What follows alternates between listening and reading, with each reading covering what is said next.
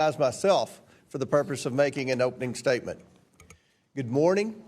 Today, the House Oversight Committee is holding its first hearing on the massive fraud in Minnesota's social services program. Minnesota's social services, which are funded by you, the American taxpayer, are being ripped off. The most vulnerable are suffering as a result. Federal prosecutors estimate that these criminals have stolen at least $9 billion. The fraudsters, many of whom are from Minnesota's Somali community, have stolen from programs meant to feed needy kids, provide services to autistic children, house low-income and disabled Americans, and provide health care to vulnerable Medicaid recipients. Fraudsters like these take millions to enrich themselves while providing nothing, overstating or outright faking the services. How many children have gone hungry because fraudsters stole money that was intended to provide them with food?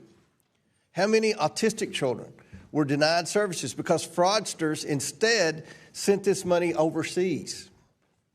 How many low-income seniors, people with disabilities, or those with mental illnesses were denied access to housing because fraudsters drained resources and pocketed the money for themselves? The breadth and depth of this fraud is breathtaking, and I fear that this is just the tip of the iceberg. The U.S. Department of Justice is already investigating another Minnesota service program after a disabled man battling drug addiction under the care of a fraudulent full-time provider died because of neglect. Governor Tim Walz, Attorney General Keith Ellison, and Minnesota's Democrat leadership have either been asleep at the wheel or complicit in these crimes. How could they allow this massive fraud to go on for years? This is why we're here today. We must expose this theft of taxpayer dollars and hold everybody accountable who let it happen. Today, we're joined by witnesses from Minnesota State House of Representatives who have been fighting this fight for years. These legislators are on the front lines, uncovering fraud in Minnesota's social services programs day in and day out and trying to get their state agencies to fix it. Thank you all for what you're doing to uncover the truth. This isn't just a Minnesota problem. It's a problem for taxpayers across the United States. About 35% of Minnesota's budget comes from federal grants. 35% of Minnesota's budget comes from federal grants. Hardworking Americans pay those taxes, and that money is being funneled to fraudsters, funding luxury homes, fancy cars, and vacations abroad. Some of it is even allegedly going overseas to support terrorists. And yet, Governor Walz, Attorney General Ellison, and Minnesota Democrats failed to act despite countless warnings. They failed Minnesotans and all Americans, handing millions of taxpayer dollars to fraudsters. They failed children and others in Minnesota. They failed their own state employees, some of whom have come forward as whistleblowers. These whistleblowers have told us that the Walz administration retaliated against employees who warned and alerted the administration to the fraud occurring within these social services programs. Again, Governor Walz accused employees who were simply doing their jobs of racism, Islamophobia, and threatened surveillance to silence them. President Trump and his administration are taking a whole-of-government approach and prosecuting these fraudsters. To date, the U.S. Department of Justice has charged 98 defendants in Minnesota fraud-related cases, 85 of whom are of Somali descent. 64 have already been convicted. The U.S. Department of Homeland Security is on the ground conducting investigations of suspected fraud sites in Minnesota. The U.S. Department of Health and Human Services has frozen child care payments and started requiring documentation to prove entities are indeed providing child care. Other federal agencies are halting grant programs, investigating public housing fraud, and strengthening program eligibility requirements. The American people demand jail time for those who stole their hard-earned money and accountability for officials who sat by as resources were drained. Congress must ensure there is change and accountability so this does not happen again. I look forward to hearing from our witnesses today. Americans, thank you all for exposing this critical issue. And with that, I yield to Ranking Member Garcia for his opening statement. Thank you, Chairman Comer. I just want to start by thanking, of course, our witnesses for being here today and for all the members being back. We all agree, I think everyone on both sides of the aisle can agree, that fraud is a threat at every level of government, in every private sector business, and to every single American. Fraud exists everywhere. When I was mayor of my hometown in Long Beach, we worked for better and more efficient government and took on fraud whenever it existed and wherever it appeared to protect taxpayers. It's something that all of us take seriously every single day. When we find fraud, we should punish people and those that are committing it against the American public, especially when it damages services that people rely on. Now, what we should not do is use fraud as an excuse to rip away aid from innocent people who follow the rules and need help in our society. We should fight fraud when people rip off programs designed to help working families. And also, we should fight fraud when large corporations and wealthy individuals dodge their own taxes and rig the system for their own benefit. And especially, we should fight fraud when figures in our government, particularly those in power within the White House or our agencies, get rich and profit from their offices. Fraud is never acceptable, and it undermines public trust, whoever commits it. But let's remember that some of the worst fraud and corruption is actually found at 1600 Pennsylvania Avenue. Republicans like to talk about fraud in states with Democratic governors, oftentimes exclusively. But Republicans also have a president who has pardoned or reduced jail time for 25 criminals convicted of fraud in this year alone. Now, some of these fraudsters have made also huge campaign contributions to Donald Trump. And worst of all, Trump's pardons mean that these criminals can avoid paying back more than $1 billion, which they owe their victims, and dwarfs much of the fraud that the House majority wants to talk about today. This is actually the opposite of accountability. Instead, the House majority wants to excuse and cut programs, which they have done from the start. Now, Donald Trump's signature law cut money for health care and food programs. Medicaid and CHIP help almost half the kids in the United States see a doctor. And that we lost, of course, $1 trillion in those programs. Over 10 million people could lose health care. Trump's law also cut 40 million people who use SNAP. And this includes, by the way, 1 out of every 5 kids. And this is happening not just in Minnesota. The president plans to freeze more than $10 billion for child care subsidies, social services, and cash support for low-income families in Minnesota, New York, Colorado, Illinois, and my home state of California. Of course, we know these states have Democratic governors that Donald Trump wants to punish. And we should look at those consequences if we want to talk about fraud. In Minnesota, which we're talking about today, Donald Trump is removing child care funding for the entire state. That frozen funding provides child care for over 18,000 kids. These kids didn't commit fraud. So I want to know why they should be punished. Last night, he said he's withholding all possibly Medicaid funds from Minnesota, which could harm 1 in 5 residents. Now, in New York, another state he's threatening, that's over 66,000 innocent kids, while pardoning, of course, 25 fraudsters and robbing victims of over $1 billion. Donald Trump should have to face the kids and parents who will be hurt, even though they've done nothing wrong. I want to know what the president and the House majority expect the parents of these kids to do. Many don't seem to care. He wants to pardon and protect more rich crooks and fraudsters who have robbed over $1 billion from innocent people. Now, in California, in my home state, this threatens over 176,000 kids. 176,000 kids. Well, he continues, of course, to pardon fraudsters and connected folks that have donated immense amounts of money to his campaign. Now, this hurts not just Democratic families, but Republican families.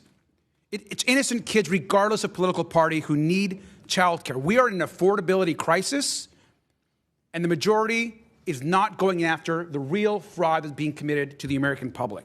Now, in Illinois, he has threatened funding for more than 62,000 kids. 62,000 kids. And finally, in Colorado, the other state that he's going after, more than 16,000 kids will lose funding. But we know, of course, that the president will let his friends get away with crime. And I want to point out one last thing, which is so important. While Donald Trump attacks these states, The Wall Street Journal on Monday reported a massive Mississippi scandal. Mississippi, of course, isn't on Trump's list. We don't have witnesses from Mississippi here today. Oversight Republicans aren't calling in Governor Tate.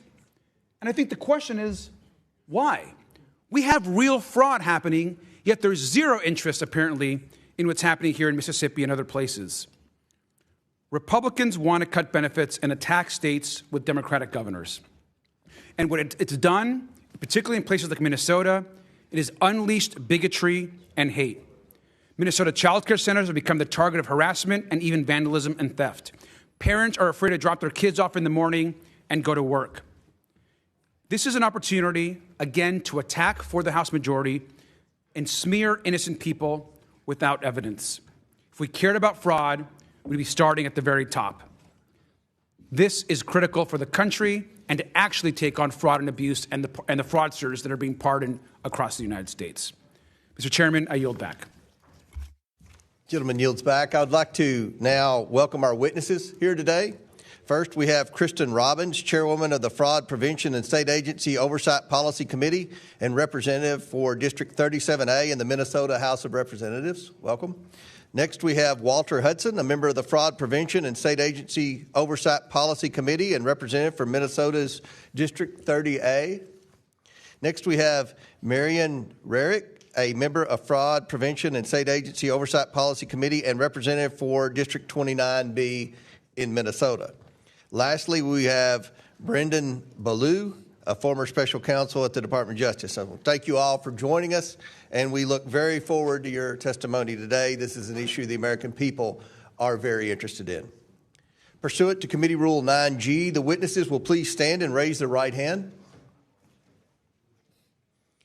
Do you swear or affirm that the testimony you are about to give is the truth, the whole truth, and nothing but the truth, so help you God? Let the record show that the witnesses answered in the affirmative.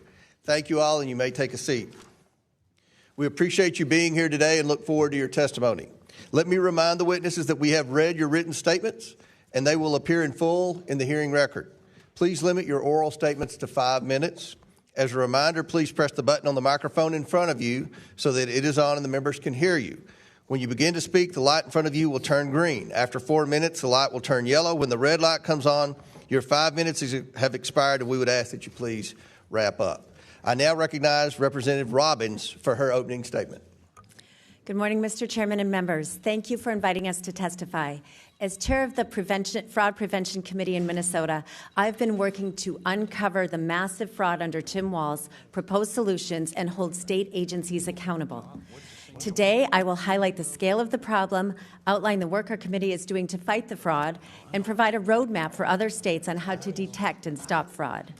Minnesota is one of the highest tax states in the nation, and hardworking Minnesotans have been told that they don't pay their fair share for years. In truth, Minnesotans pay much more in taxes than in other states, and when they pay their taxes, they expect that their money is going to things that help our communities: roads, schools, healthcare, and law enforcement. They do not want their tax dollars absconded by criminals to buy resorts and apartment buildings in Kenya, property in Turkey, and luxury homes and cars in the U.S.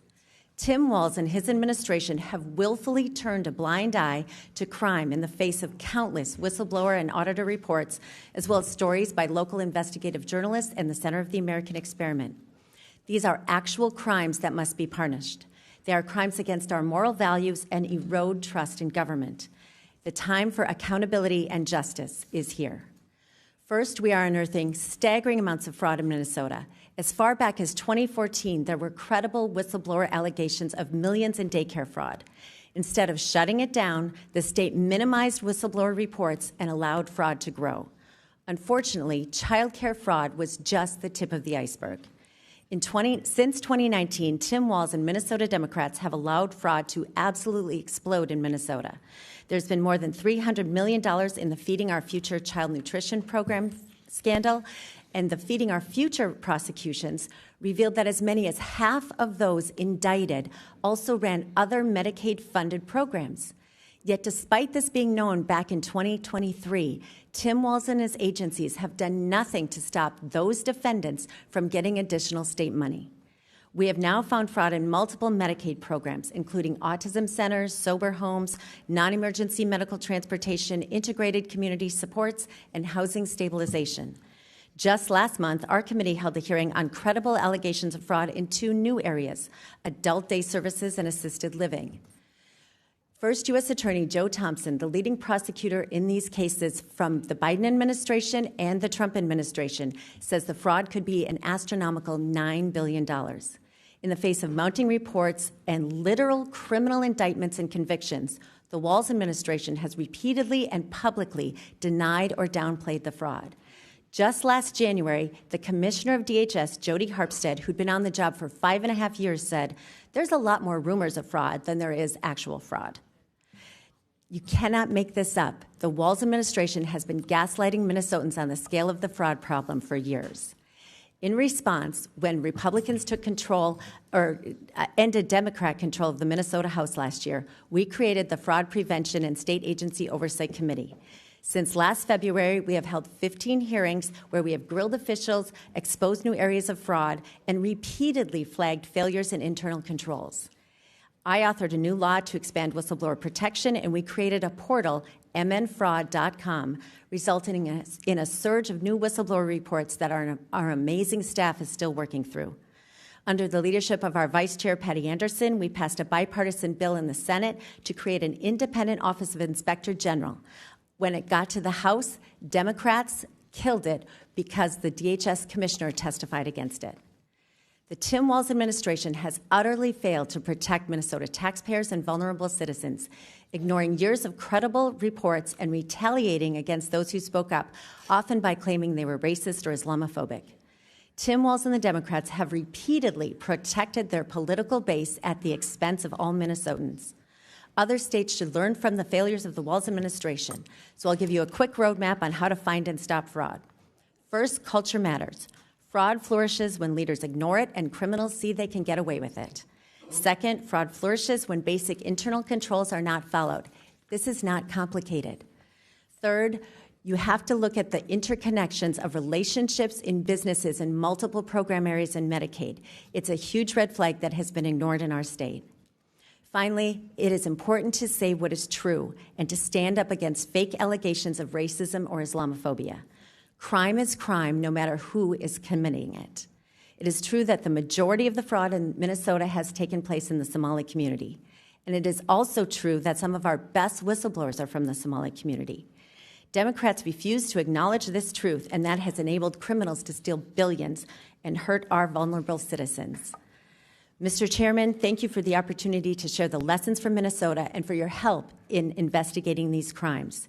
The time for justice and accountability is now. I now recognize Representative Hudson for his opening statement. Chairman, ranking member, and members of the committee, thank you for the opportunity to testify today for the record. I am Minnesota State Representative Walter Hudson, a second-term member who sits on our House Fraud Prevention and State Agency Oversight Committee. The recent national conversation about fraud in Minnesota has been fraught with distractions, diverting from critical concerns regarding process, policy, and oversight to sideshow concerns about personalities and partisan politics. My role here today is to cut through all of that and provide you with a clear picture of a culture which has developed over many years around the several generous benefit programs which Minnesota provides to our residents. Well-documented oversight failures have led to a lack of program integrity, creating incentives for people to monetize programs beyond their legislative intent to turn benefits into business. Contrary to the claim just made by the ranking member that there is no evidence of this fraud, attached to my written testimony, you will find a document which collates several reports made over the past 15 years by Minnesota's nonpartisan Office of Legislative Auditor, along with transcripts of each of our hearings from the Fraud Committee, where we heard directly from staff and leaders within the state agencies which administer these programs. Here's what that record indicates. Within the state of Minnesota, government oversight has been unable to keep up with program expansion due to a combination of factors. One, rapid expansion of funding and provider participation. 2, payment systems that prioritize access and speed. 3, verification mechanisms that occur after funds are distributed. 4, oversight capacity that does not scale with spending. And 5, diffuse accountability across agencies and contractors. This combination of factors has fostered a booming new sector of the economy that relies upon the continuation of and expansion of government programs to fuel private sector profits. I want to be clear.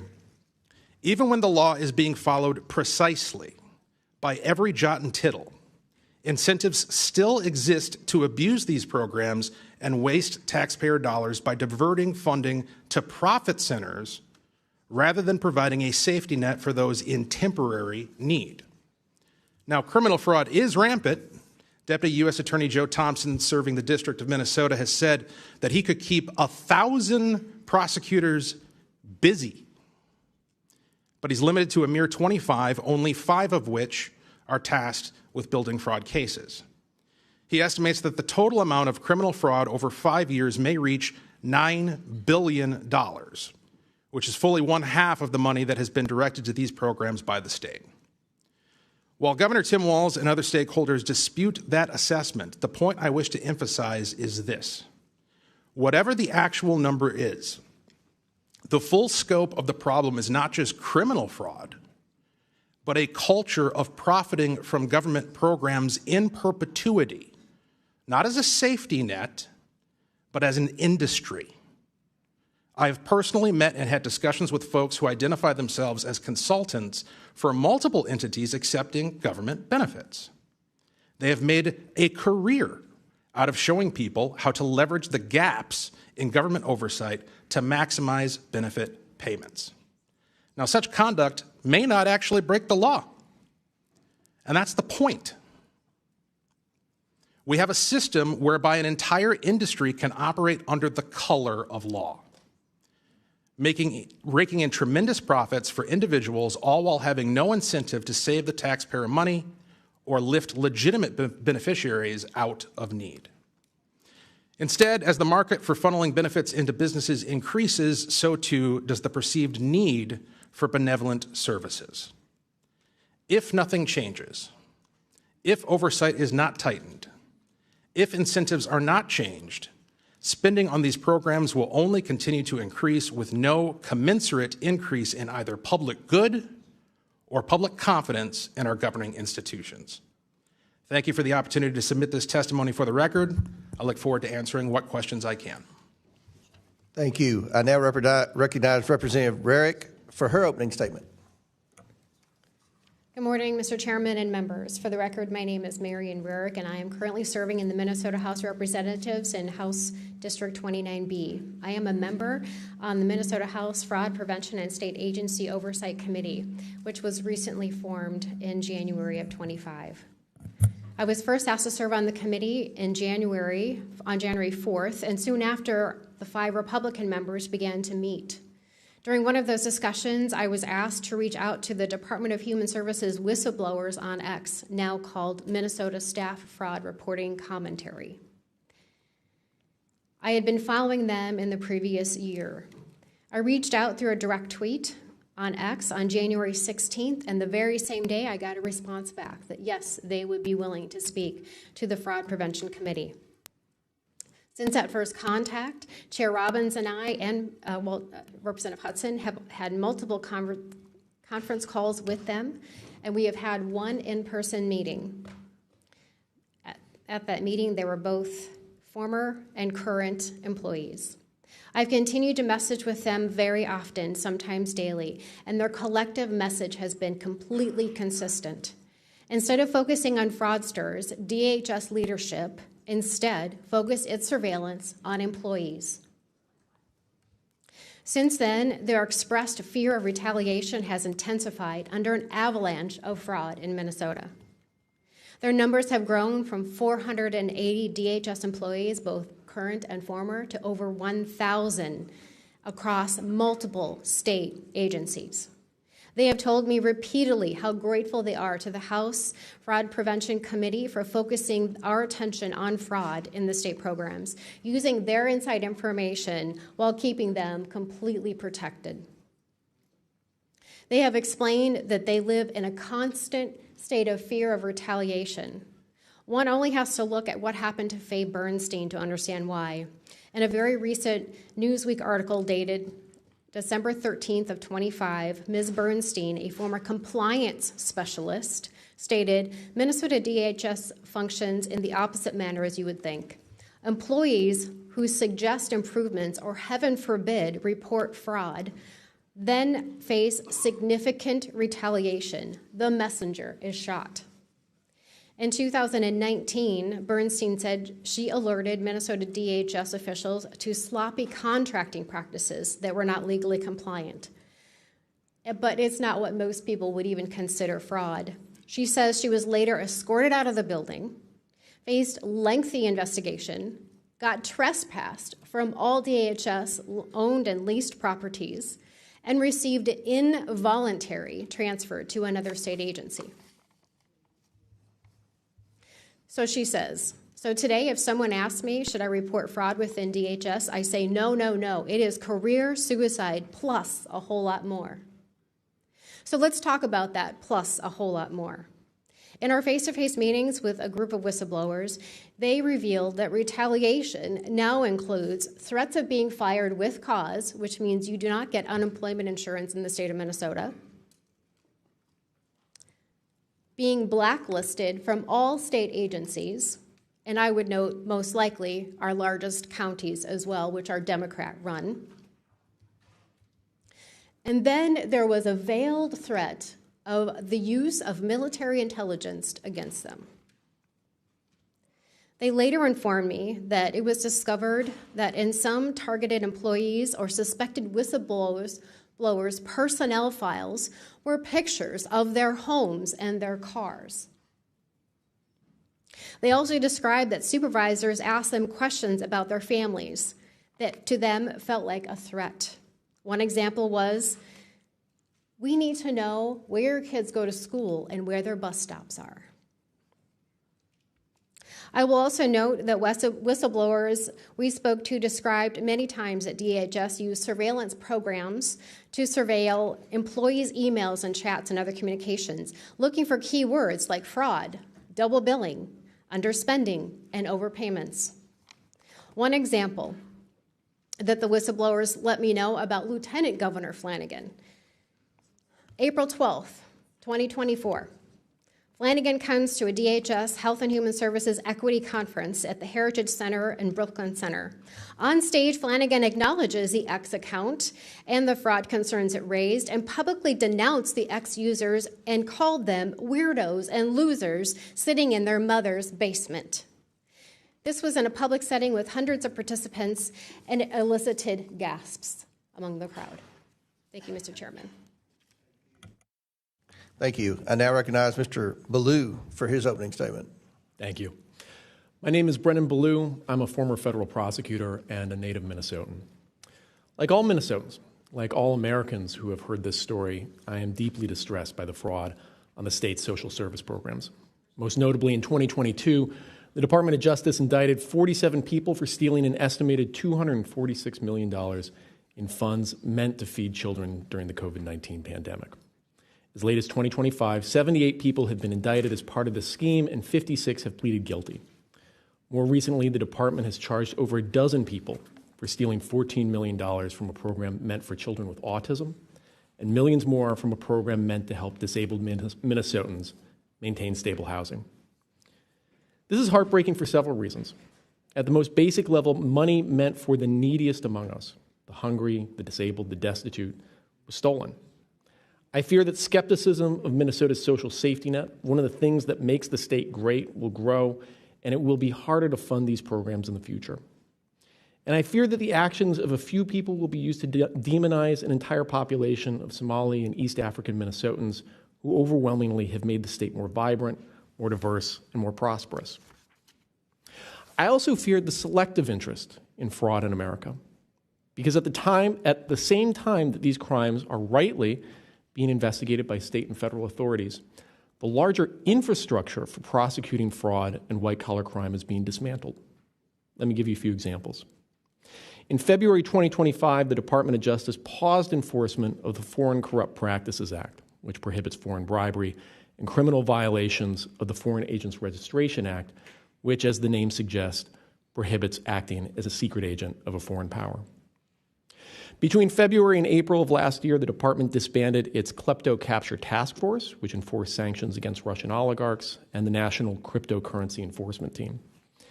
And last year, the department forced out most of the lawyers of the Public Integrity Section, which prosecutes crimes by government officials, announced plans to dismantle the Tax Division, which prosecutes tax evasion, and shuttered the FBI task force that investigated congressional misconduct. More than just dismantling infrastructure for pursuing violations of the law, the government is, for favored defendants, appearing to enable it. In 2024, the Justice Department indicted Andrew Wiederhorn, the CEO of a casual fast food chain, for allegedly stealing $47 million from his own company. After his business donated $100,000 to the Trump inaugural committee, his case was dropped, and the line-level prosecutor on his case was fired. In 2021, the department sued Boeing for deceiving the government about the software that caused 2 plane crashes, killing 346 people. After donating $1 million to the inaugural committee, Boeing negotiated a favorable deferred prosecution agreement that the judge overseeing the case said, quote, fails to secure the necessary accountability to ensure the safety of the flying public. But he felt compelled by precedent to accept it nevertheless. The examples continue. Banks that contributed to the inaugural committee had litigations against them for violating consumer financial protection laws dropped, and so too did cryptocurrency companies that were investigated and sued by the Securities and Exchange Commission and who contributed to the inaugural committee. Crucially, those crypto companies that did not donate to the committee or other affiliated entities remain defendants of the government. The scale of these frauds involve millions stolen and hundreds killed, and yet they have received a fraction of the attention of the fraud that happened in Minnesota. This concerns me because we are both dismantling our infrastructure for fighting fraud and providing a roadmap for how those fraudsters who are prosecuted can buy their way out of justice. While we need to pursue the fraud we're seeing in Minnesota's social safety programs for all the reasons I said, because it is the weakest among us who are being harmed, we cannot selectively show an interest in fraud. If we do, we put some people, the very powerful and the very rich, beyond the reach of the law. Thank you. Thank you all for your opening statements. We'll now begin the questioning portion of the hearing, and our chair recognizes Mr. Gill from Texas for the first question. Thank you, Mr. Chairman. Thank you for holding this hearing so expeditiously. We all know this is an important issue, not just in terms of welfare fraud, but also immigration more broadly. So we appreciate it, and thank you for the witnesses for taking the time to come here. I want to start with you, Mr. Baloo. Again, thank you for being here. Let me ask you, does large-scale Somali immigration make Minnesota stronger or weaker? Certainly stronger. Certainly stronger. Do you know what percentage of Somali-headed households in Minnesota are on food stamps? No. 54%. Do you know what that number is for native Minnesota-headed households? Well, to be clear, a majority of the... It's 7%. There's a big difference between 54% and 7%, is there not? Excuse me, sir, could I answer the question? Let me move on. We've got a lot of questions here. What percentage of Somali-headed households in Minnesota are on Medicaid? I don't know. It's 73%. Do you know what that number is for Minnesota native households? Again, you're using the phrase Minnesota native households, but the majority... The number is 18%. That's quite an astounding difference. I think we would agree. Can I answer the question, please? Let me ask you one more, and then we can go on to that. What percentage of Somali-headed households are on welfare in general? I don't know. It's 81%. What about, let me just ask you, after 10 years of being in the United States, what percentage of Somali immigrant households continue to be on welfare? I don't know. The number is 78%. So even after 10 years, 78% of Somali immigrant households continue to be on welfare. Do you know what that number is for native Minnesota-headed households? Again, you're using the phrase, non-Somali immigrant-headed households. if I can just answer the question, when you're using the phrase native Minnesotans, the majority of Somali Minnesotans are as Minnesotan as any of us. They were born in the United States. It's only 8,000 of the 108,000 Somali. Nevertheless, the welfare usage is astoundingly different. Let me ask you again, does that make Minnesota stronger or weaker? Again, I'd like the opportunity to answer the question here. So, again, the majority of Somali Minnesotans are born in the United States, as I understand it. Okay, well, what percentage of working-age Somalians who have been in the U.S. for 10 years or more, how many of them speak English very well? I don't know. About half. The answer is about half. That seems pretty low, doesn't it? Again, I keep trying to... It doesn't sound like something that makes our country stronger to me, and I think most Americans would agree with me on that. I need to move on. Ms. Robbins, when would you say we concretely knew that widespread welfare fraud was occurring in Minnesota?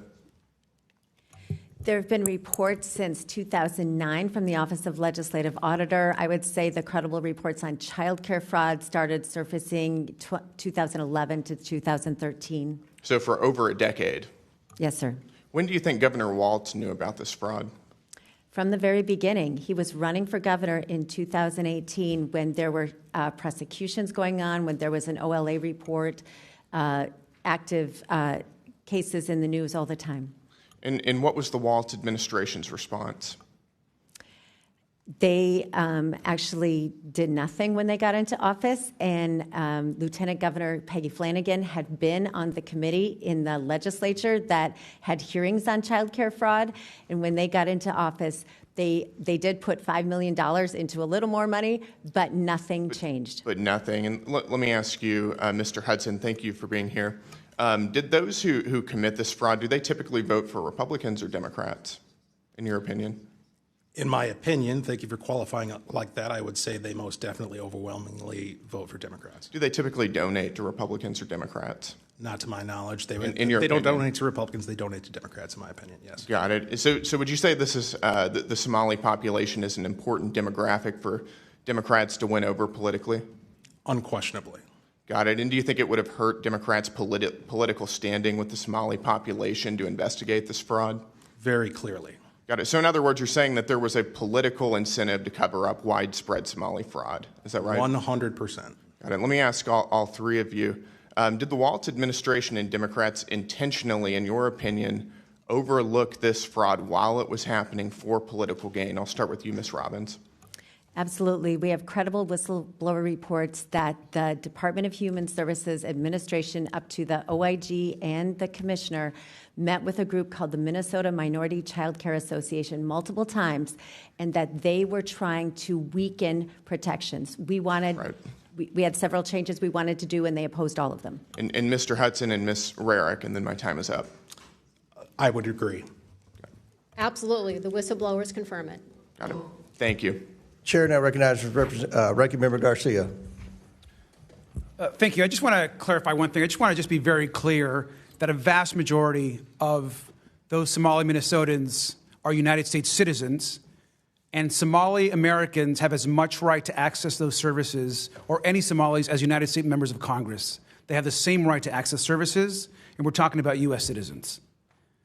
Let me also just clarify, Mr. Hudson, you said in your opening remarks that I had said that no fraud exists, and I think you can feel free to run the tape. That's not what I said. What I have been talking about, what's important for us to remember, is that wherever fraud exists, we should take it on, and we should hold folks accountable.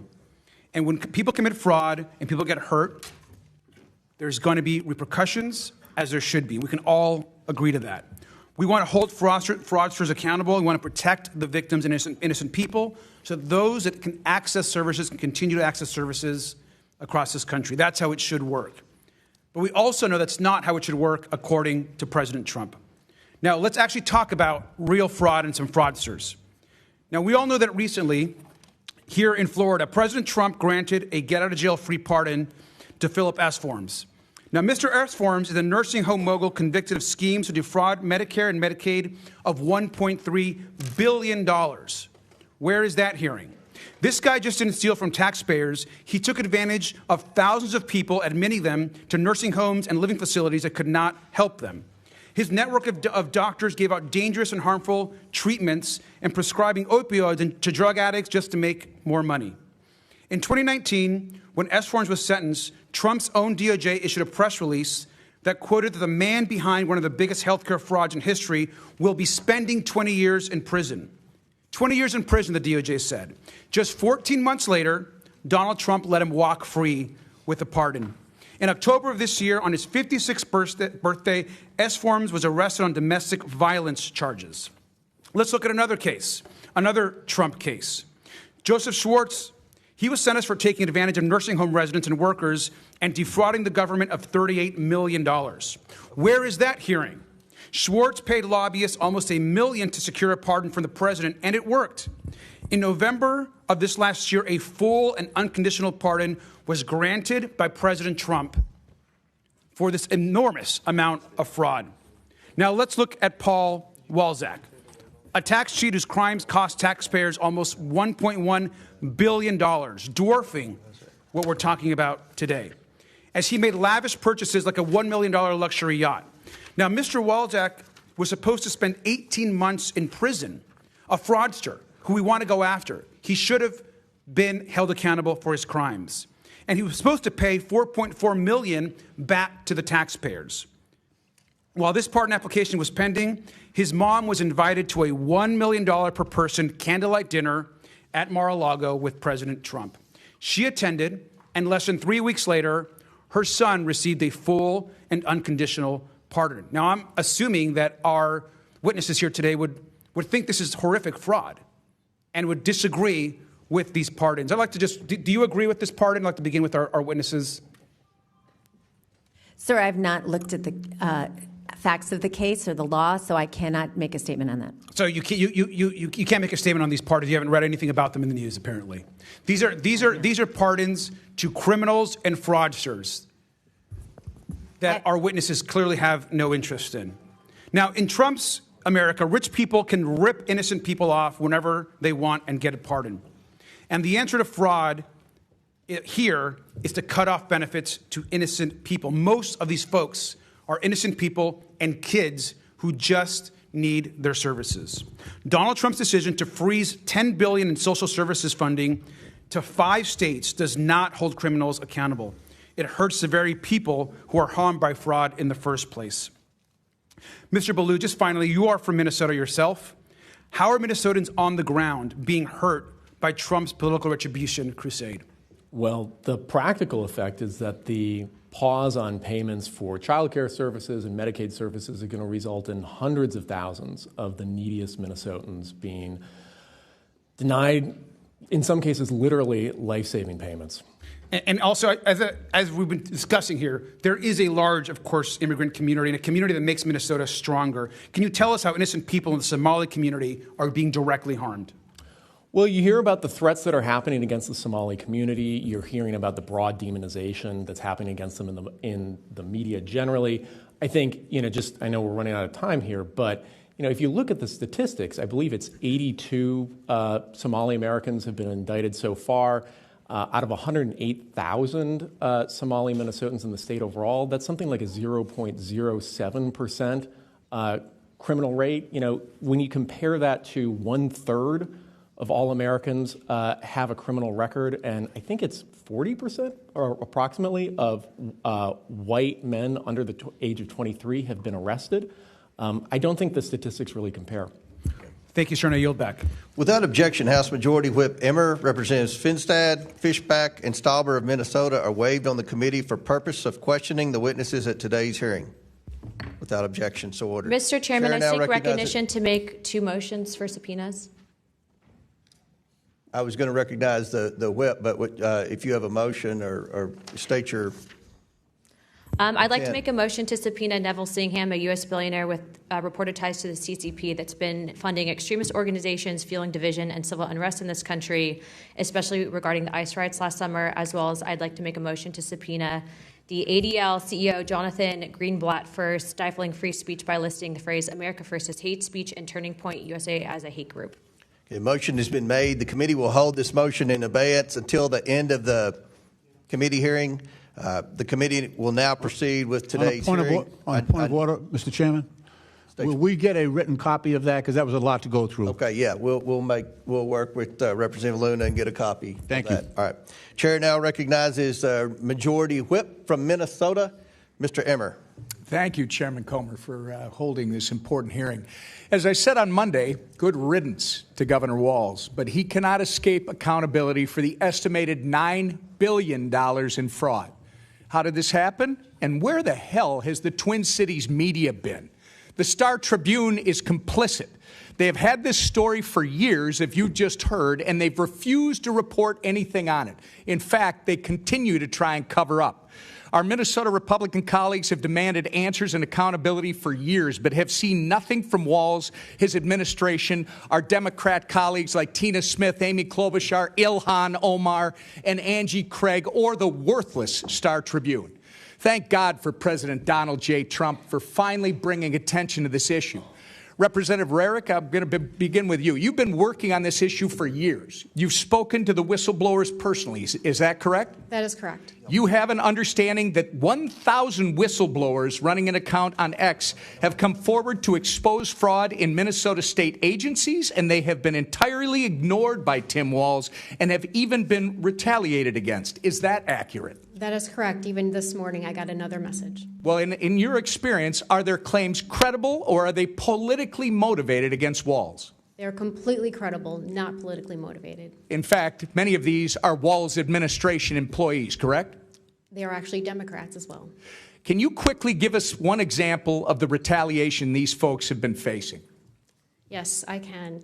In my opening statement, I mentioned that the most severe ones was that they would be fired with cause, so they couldn't have unemployment insurance, that they would be blacklisted from all state agencies, and I bet that it's also Hennepin County and Ramsey County, as you know, those are Democrat-run, and much, much more. Based on what you've learned, Representative, over the last several years, do you have any doubt that Governor Tim Walz knew about this fraud as it was occurring? He absolutely knew that it was occurring.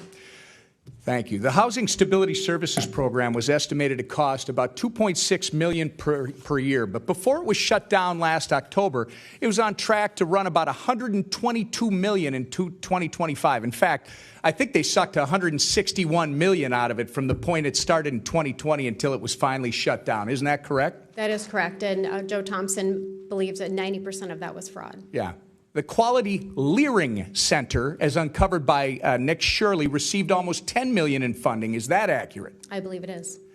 There are more than 80 autism centers in Minnesota under investigation. Is that true? I believe it is, yes. It's clear that someone is criminally complicit. You can't just let this amount of money get out of your administration over a period of 7 years without knowing.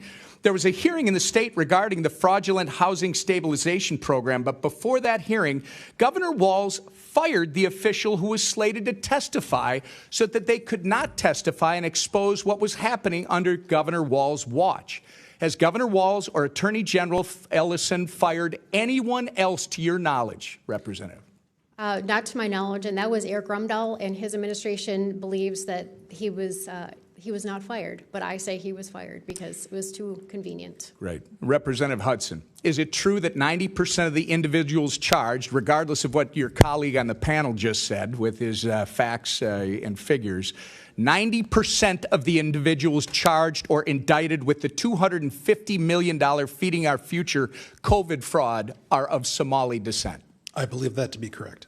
Are you aware that in a 2021 video, Mr. Ellison promised that he would obstruct his own agencies in their investigation of Somali fraud? I am very much aware of that. It's no wonder that criminals in the Somali community felt they were free to steal taxpayer dollars. I'm going to ask you the same question I asked Marion. Do you have any doubt that Tim Walz knew about this fraud as it was occurring? None whatsoever. Walz and Ellison were protecting fraudsters instead of investigating them, and it was purposeful. And it's no coincidence that this is occurring largely in the Somali community. Walz made a sanctuary state, Minnesota, a sanctuary state. He gave free health care, free college, and free licenses to illegals. And Walz looked the other way when Somali immigrants were stealing. Representative Robbins, do you have any doubt that Tim Walz knew about this fraud as it was occurring? None whatsoever. So all three of you have no doubt in your minds that Tim Walz knew about the $9 billion of fraud during his tenure as governor and did nothing about it. It looks like my time is about to expire, and I do want to say to all of you, on behalf of Minnesota, thank you for being here, and justice will be served. Thank you, Mr. Chairman. Thank you, Mr. Whip. Chair now recognizes Ms. Norton from Washington, D.C. Thank you, Mr. Chair. Federal assistance programs are vital for keeping working families afloat and children healthy. Nearly 25% of adults and nearly 50% of children rely on federal assistance, including child care funding, Medicaid, and Children's Health Insurance Program, and the Supplemental Nutrition Assistance Program. Fraudsters targeting government programs have a uniquely harmful impact on Americans. They deprive taxpayers of efficient use of their funds, deprive intended recipients and sometimes the most vulnerable groups in our society of the services and assistance they are eligible for, and they reduce the public trust in government. But answers to fraud is not to freeze critical safety net programs and cause more suffering for Americans who are already struggling to afford everyday expenses. I have worked with my colleagues on the Government Operations Subcommittee on ways that federal agencies can identify and prevent fraud before payments are made. My Oversight Committee Democrat colleagues and I are also proud co-sponsors of Congressional Men's Taxpayer Funds Oversight Accountability Act. This legislation would strengthen the ability of federal agencies to reliably track federal funds, enabling more efficient analysis to identify and stop fraudsters. We can continue to reduce fraud and protect funding from bad actors by empowering oversight bodies like Inspectors General and the Government Accountability Office, which are often best equipped to investigate red flags and sound the alarm when there are problems to address. Applying additional safeguards requires a balanced approach that does not pull the rug out from under people, including children, who rely on help these programs provide. Congress must not allow partisan actors to seize on the misdeeds of a few in order to gut the vital programs that provide access to federal health care and special health education services, keep American children fed, and keep American parents to work with the knowledge that their children are safe. And I yield back. Gentlelady yields back. Chair now recognizes Mr. Jordan from Ohio. Thank you, Mr. Chairman. Mr. Hudson, who is Salim Saeed and Amy Bach?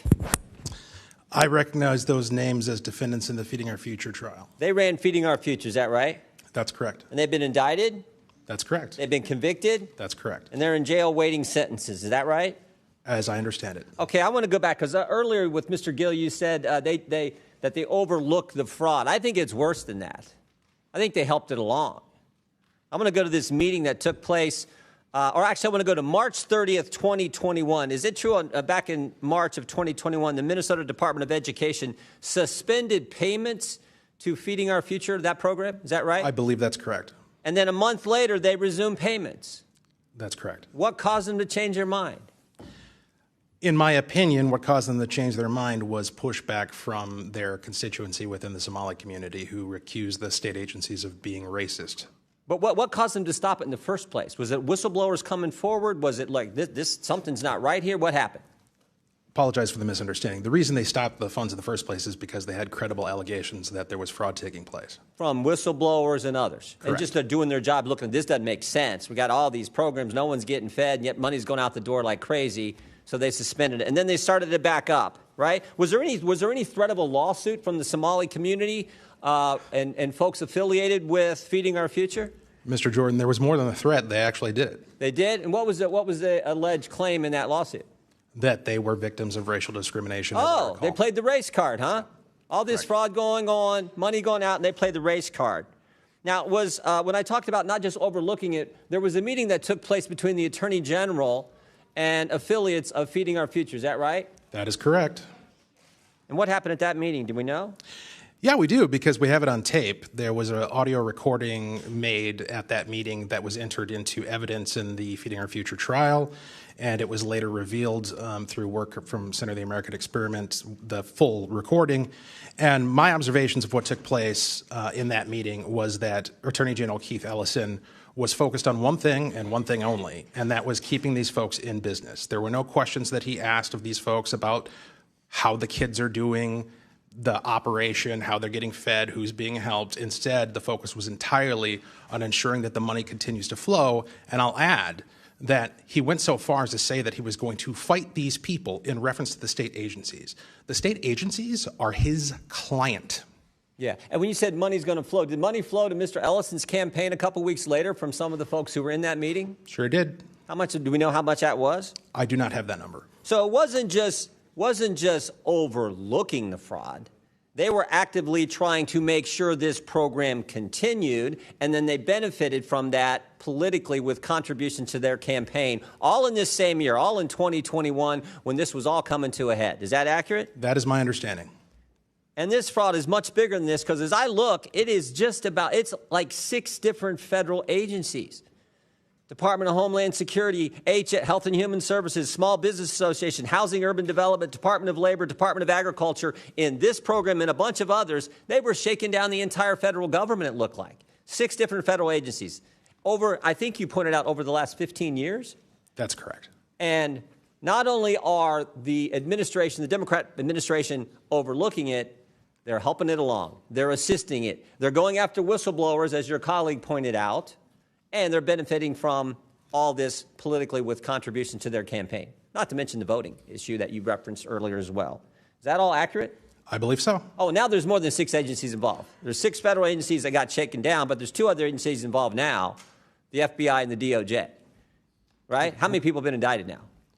I do not have that number in front of me, but it's significant. And I don't know how long y'all been in the legislature. We appreciate your work, appreciate what you do. But have you ever seen anything like this in your time in the legislature? I've never seen anything like this in an agency. Ms. Robbins, you're the chair. No, sir, we have never seen anything on this scale. It is unbelievable. As Joe Thompson said, it is breathtaking and cannot be overstated.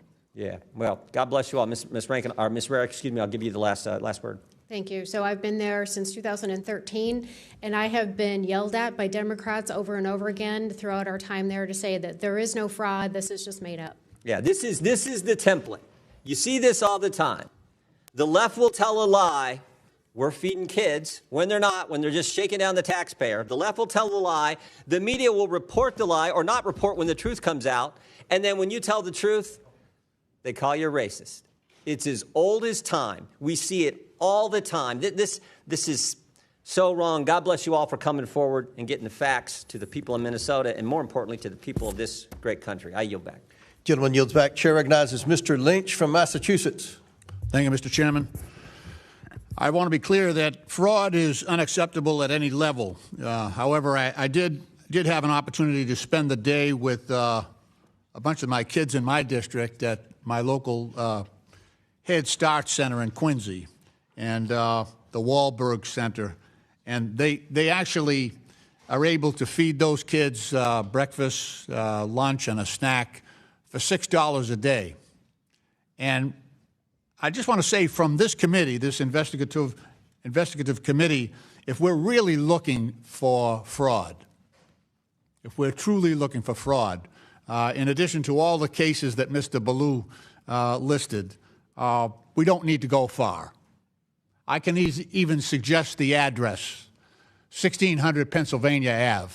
If we're looking for fraud in this country, that's a great place to start. That's a gold mine for looking for fraud.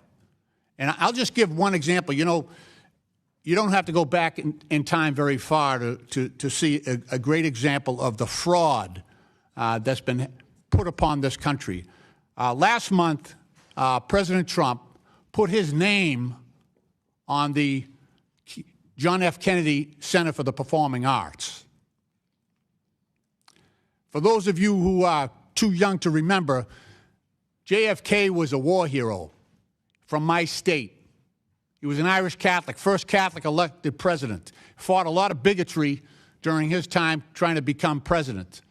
He actually stood up to the Russians. But he was a war hero, a decorated war hero. He's the only United States president who ever have received the Purple Heart.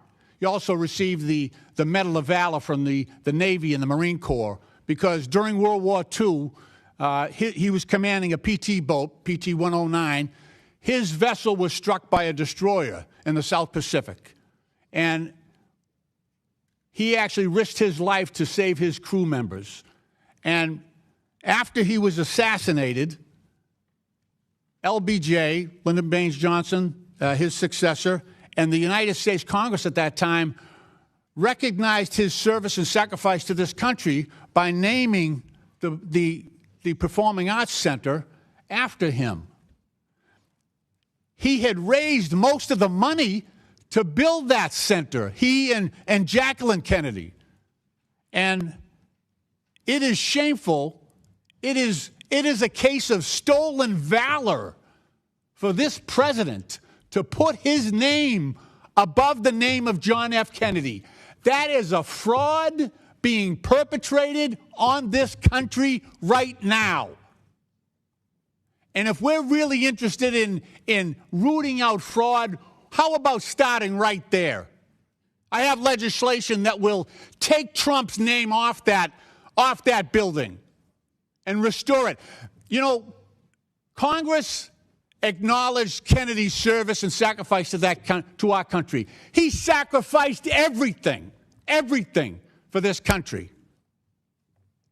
And yet, we have allowed this to happen. And we have allowed that fraud, that valor to be stolen from John F. Kennedy. It's wrong. It is wrong.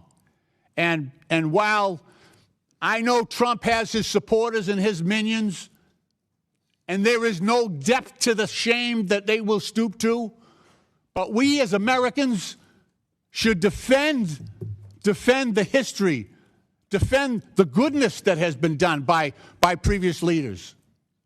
It's ironic that Jacqueline Kennedy actually established the White House Historical Society, and she did so in a manner that she said we should honor every president within the White House, regardless of party, but because of the service and the sacrifice that they have made on behalf of our country.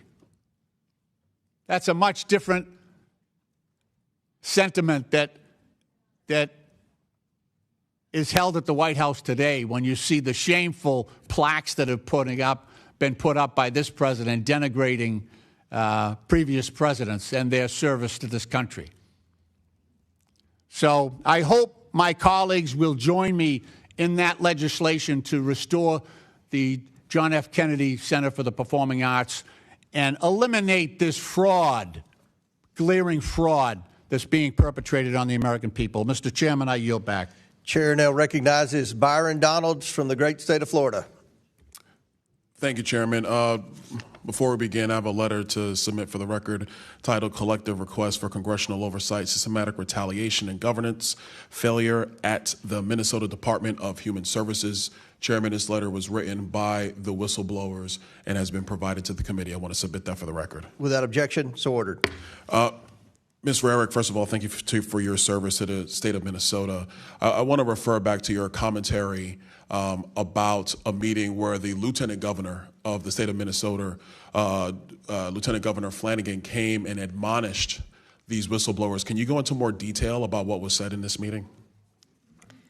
Thank you, Mr. Congressman. So I don't have any more detail other than what I read into the record. Unfortunately, it was obviously a public meeting, and there were hundreds of DHS employees, so Department of Human Services employees there.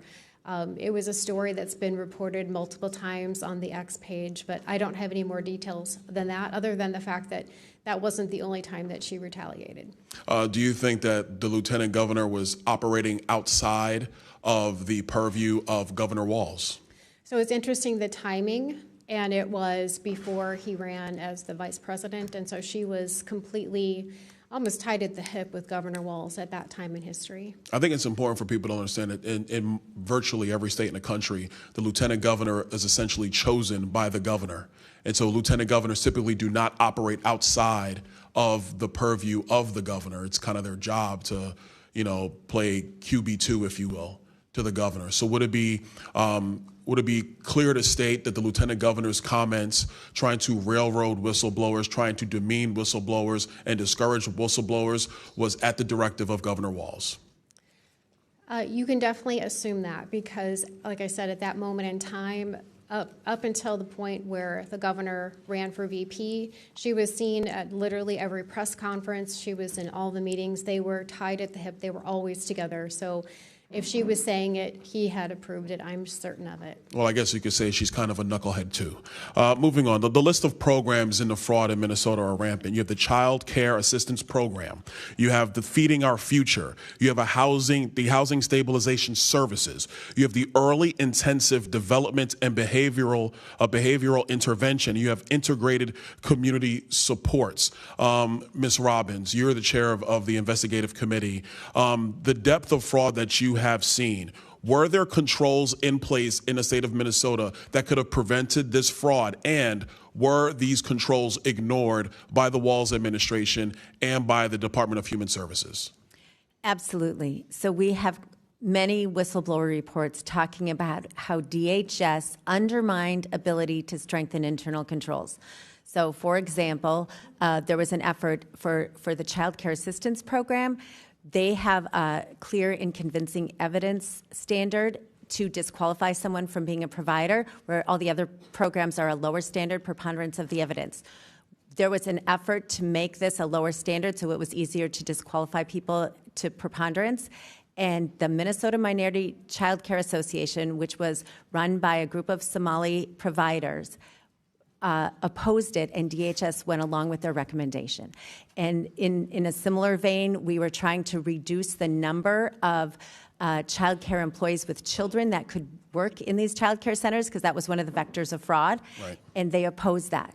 So you had the Somali community who on purpose was petitioning the state of Minnesota to lower the standards to be able to make sure that fraud could not be caught. Is that correct? Well, they wanted to keep the standard clear and convincing, which makes it harder to disqualify people. So it makes it harder for them to be disqualified right. from wasting taxpayer funds. Is that Absolutely. correct? Okay. Ms. Robbins, I want to stay with you. I want to talk about use of funds. You've talked about some of these funds were used to buy property in Kenya. Yes, sir.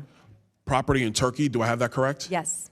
Remittances back to Somalia. Yes. I think it's important for the committee to understand that these remittances, in part, are used in what's called the Hawala. I want to make sure I have the terminology right. The Hawala network. Ms. Robbins, can you speak to what the Hawala network is?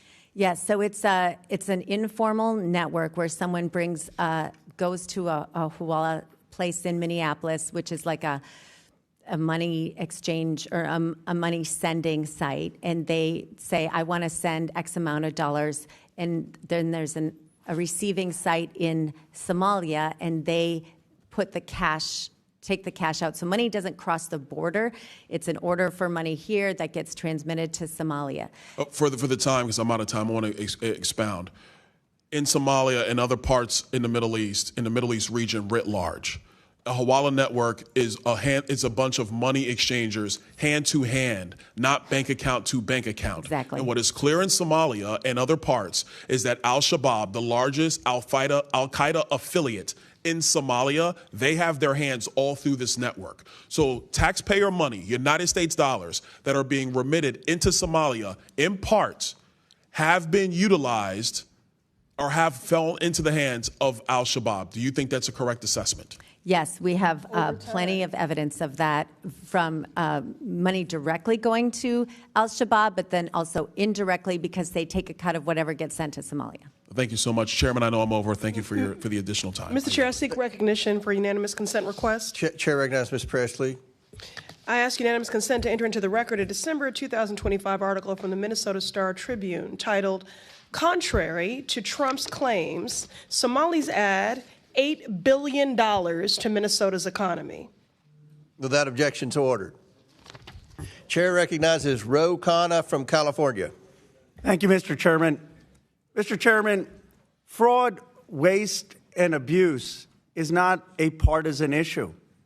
FDR in 1932 with the New Deal railed against inefficiencies and fraud and waste in state and local government. I want to be clear. Many in the Democratic Party stand against the misappropriation or misuse of taxpayer dollars.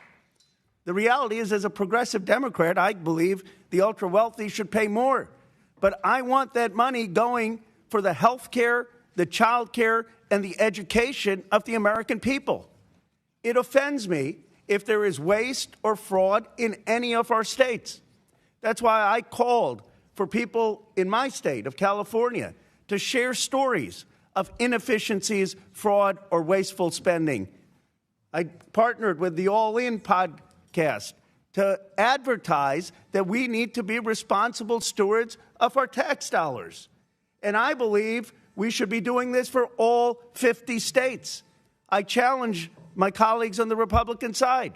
Let's have an audit of all 50 states to make sure that government money is being spent wisely. We don't need to make these partisan hearings. Every American has a stake in making sure that they have a receipt for where their tax dollars are going. Every American has a stake, if we're going to ask them to pay tax, to make sure that that money isn't being wasted. And I'd like to see this committee work together to stand up for basic fairness of the American taxpayers. I certainly am going to do that in the state of California, and we should be doing that in all 50 states. Thank you, Mr. Chairman. Thank you, Representative Khanna. And I believe you're sincere, and we want to work with you on fraud in any state. If it's a Republican state, Democratic state, we don't care. The mission of this committee is to root out waste, fraud, abuse, and mismanagement, and we would gladly work with you. Thank you, Mr. Chairman. Yes, sir. Mr. Chairman. Mr. Chairman. Chair recognizes Mr. Biggs from Arizona. I have a UC request. Proceed. Thank you. First one is Arizona has recovered just 5% of taxpayer dollars lost in a $2.5 billion Medicaid fraud scheme. Without objection, so ordered. And I'll save the rest for the future. No, I've got a bunch more, but not right now, Mr. Chairman. Okay. All right. Thank you. Chair recognizes myself for 5 minutes of questioning. Yesterday, Minnesota's Office of the Legislative Auditor published an audit of the state's Department of Human Services Behavioral Health Administration grants. I'd like to enter that report and its cover letter into the record. Without objection, so ordered. The cover letter of this report states, quote, "However, during the course of our audit, we identified a number of documents that the Behavioral Health Administration either backdated or created after our audit happened," end quote. It sounds like Governor Tim Walz's Department of Human Services may have been fabricating evidence by creating documentation after the fact to mislead voters, to mislead auditors. This new report noted that one grantee who received nearly $680,000 from this agency for 1 month's work, but could not provide any documentation or proof that any work was actually completed. What's more, and this is the kicker, the report notes that the grant manager who approved this money left the agency within days of approving the grant to take a job with the very same grantee that they approved money for. So very quickly, Representative Robbins Have you ever seen anything like this in your time as a member of the Minnesota's Fraud Prevention and State Agency Oversight Policy Committee? We have heard whistleblower reports of backdating and falsification before, and we also have a record of earlier in the CCAP, the child care fraud, where they would allow the providers to submit records far after the investigation and accept them as true. So clearly this has been a pattern at the agency, and it's unacceptable. Unbelievable. And we want to work with you. We want to work with these whistleblowers. We're serious about this. The Trump administration's on the ground. We want to catch these people, and we want to put them behind bars, and we want to hold any politician that participated in these schemes accountable. Representative Hudson, who's to blame for this dysfunction? Well, the blame can go around quite a bit, but as Tim Walz himself said, the buck stops with him. Representative Robbins, do you have any examples of how the Walz administration blocked investigators from moving forward with high-priority fraud investigations?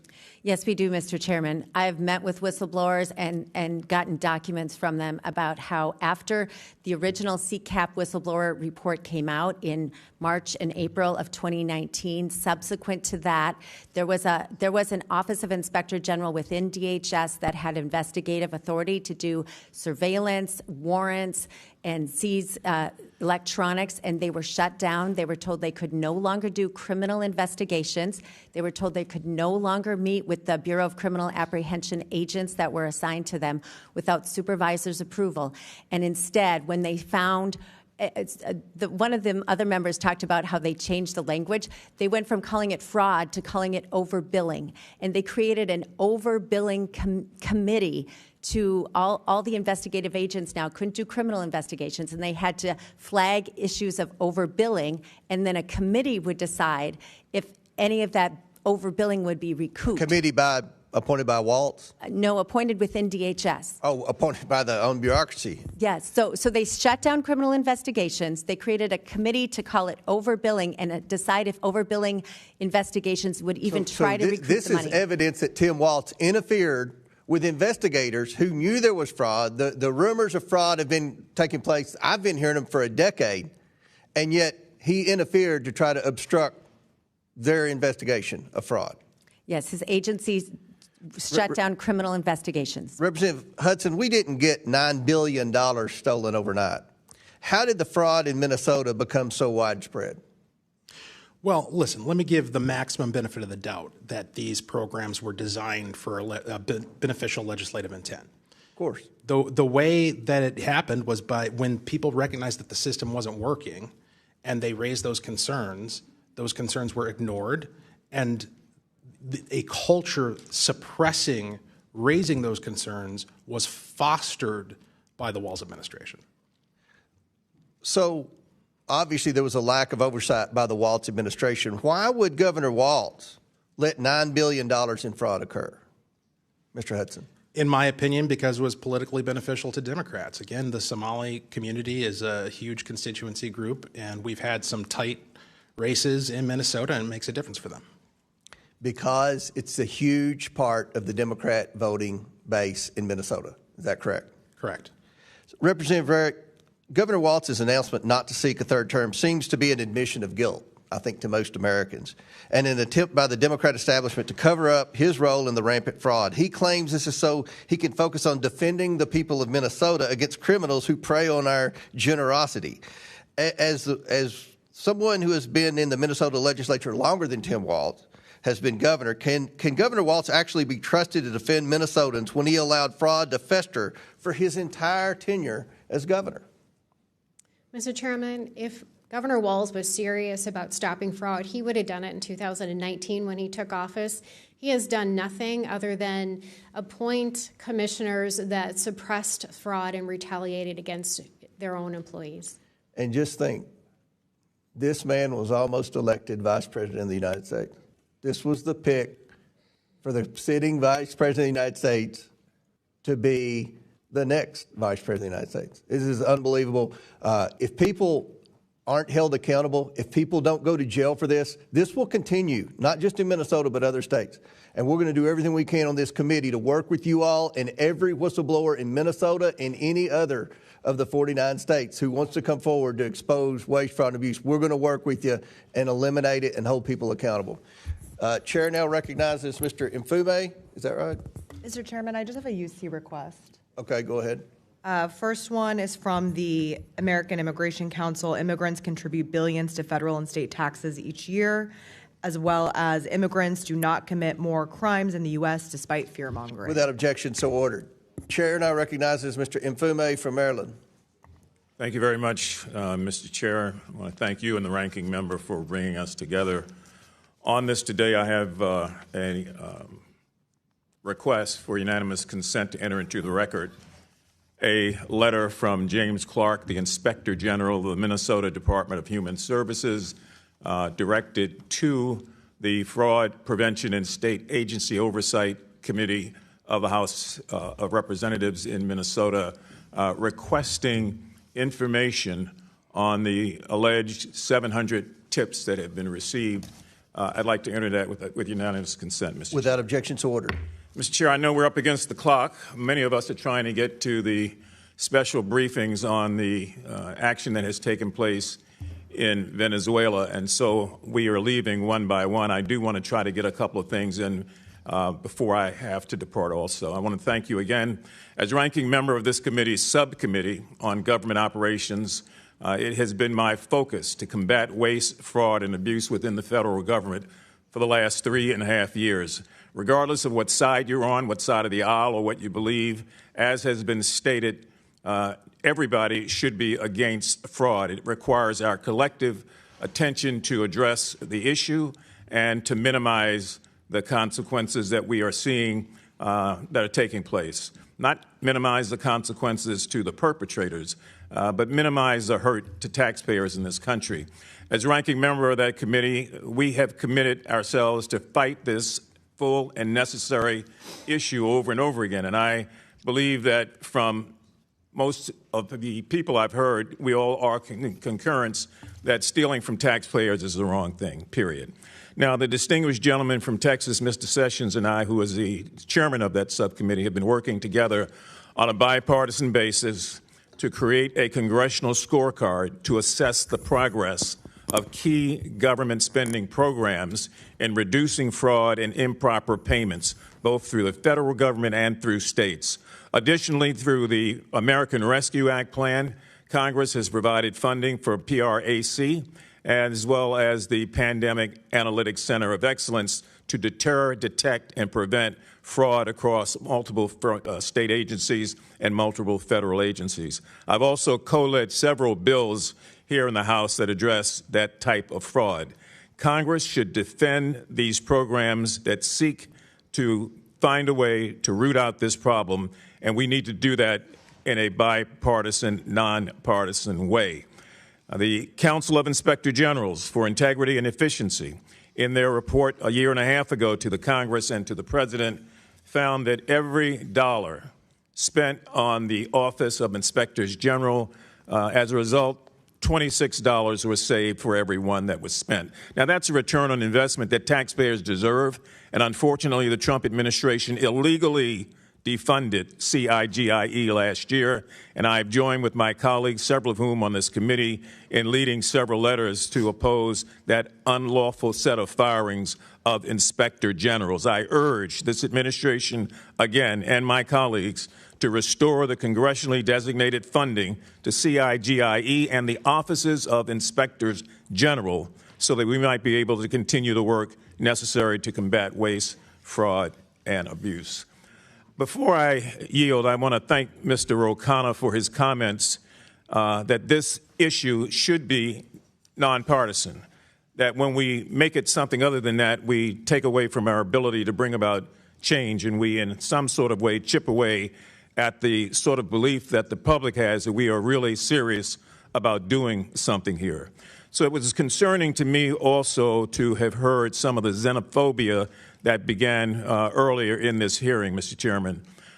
Differences versus similarities. And when we do that, we create the problems that we always are trying to do away with. Asking witnesses to give their opinion of Somalis as a general group of Americans. Asking witnesses their opinion. Do you think they vote for Democrats? Do you think they just give money to Democrats, asking their opinion. What is your opinion of Somalians? We might as well say, what is your opinion of Jews? What is your opinion of black people? What is your opinion of Latinos? That sort of thing, although it may sound good and play to the issue, creates a slippery slope. I want to caution people, a slippery slope. We heard earlier that of over 100,000 Somalis in this country, 87 were indicted in Minnesota. That comes out to 0.087%.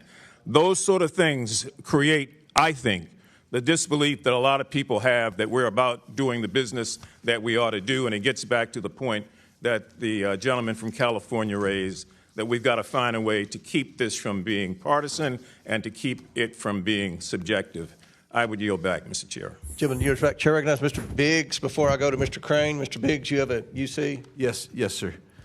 First one is Tim Waltz claims he fired people amid fraud scandals but won't name names. Next one, Waltz appointees failed to stop rampant Minnesota fraud. Next one, exclusive DHS insider claims systemic issues in addressing fraud. Next one, here's what the Trump administration is doing to crush Minnesota's fraud epidemic. Next one, Minnesota Fraud Committee Chair claims Waltz turned a blind eye to fraud warnings for years, and I'll yield back. Without objection, so ordered. Chair recognizes the gentleman from Arizona, Mr. Crane, for 5 minutes. Thank you, Mr. Chairman. Grateful to have elected officials from Minnesota here today who can provide more intimate information regarding this mind-blowing fraud coming from the Somali community in Minnesota. According to Assistant U.S. Attorney Joe Thompson, there is an estimated $9 billion or more in fraud. Many obviously believe that this is just the tip of the iceberg. I want to thank and acknowledge the independent reporters Nick Shirley and Dave Hawk who broke this story wide open. Today I'm introducing a bill to award Nick Shirley with the Congressional Medal for his explosive work in exposing astronomical fraud in Minnesota. And the reason I'm doing this is because the American people are sick and tired of this, and they're sick and tired of mainstream media not covering any of it.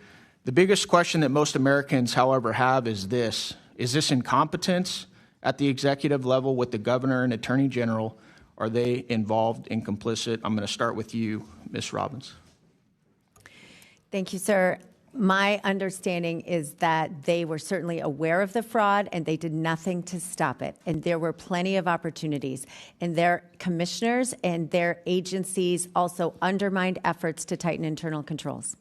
And according to Ms. Raric, I believe you said that they were actually going after whistleblowers to suppress the expose of this fraud. Is that correct? That is what the whistleblowers have said repeatedly. Thank you.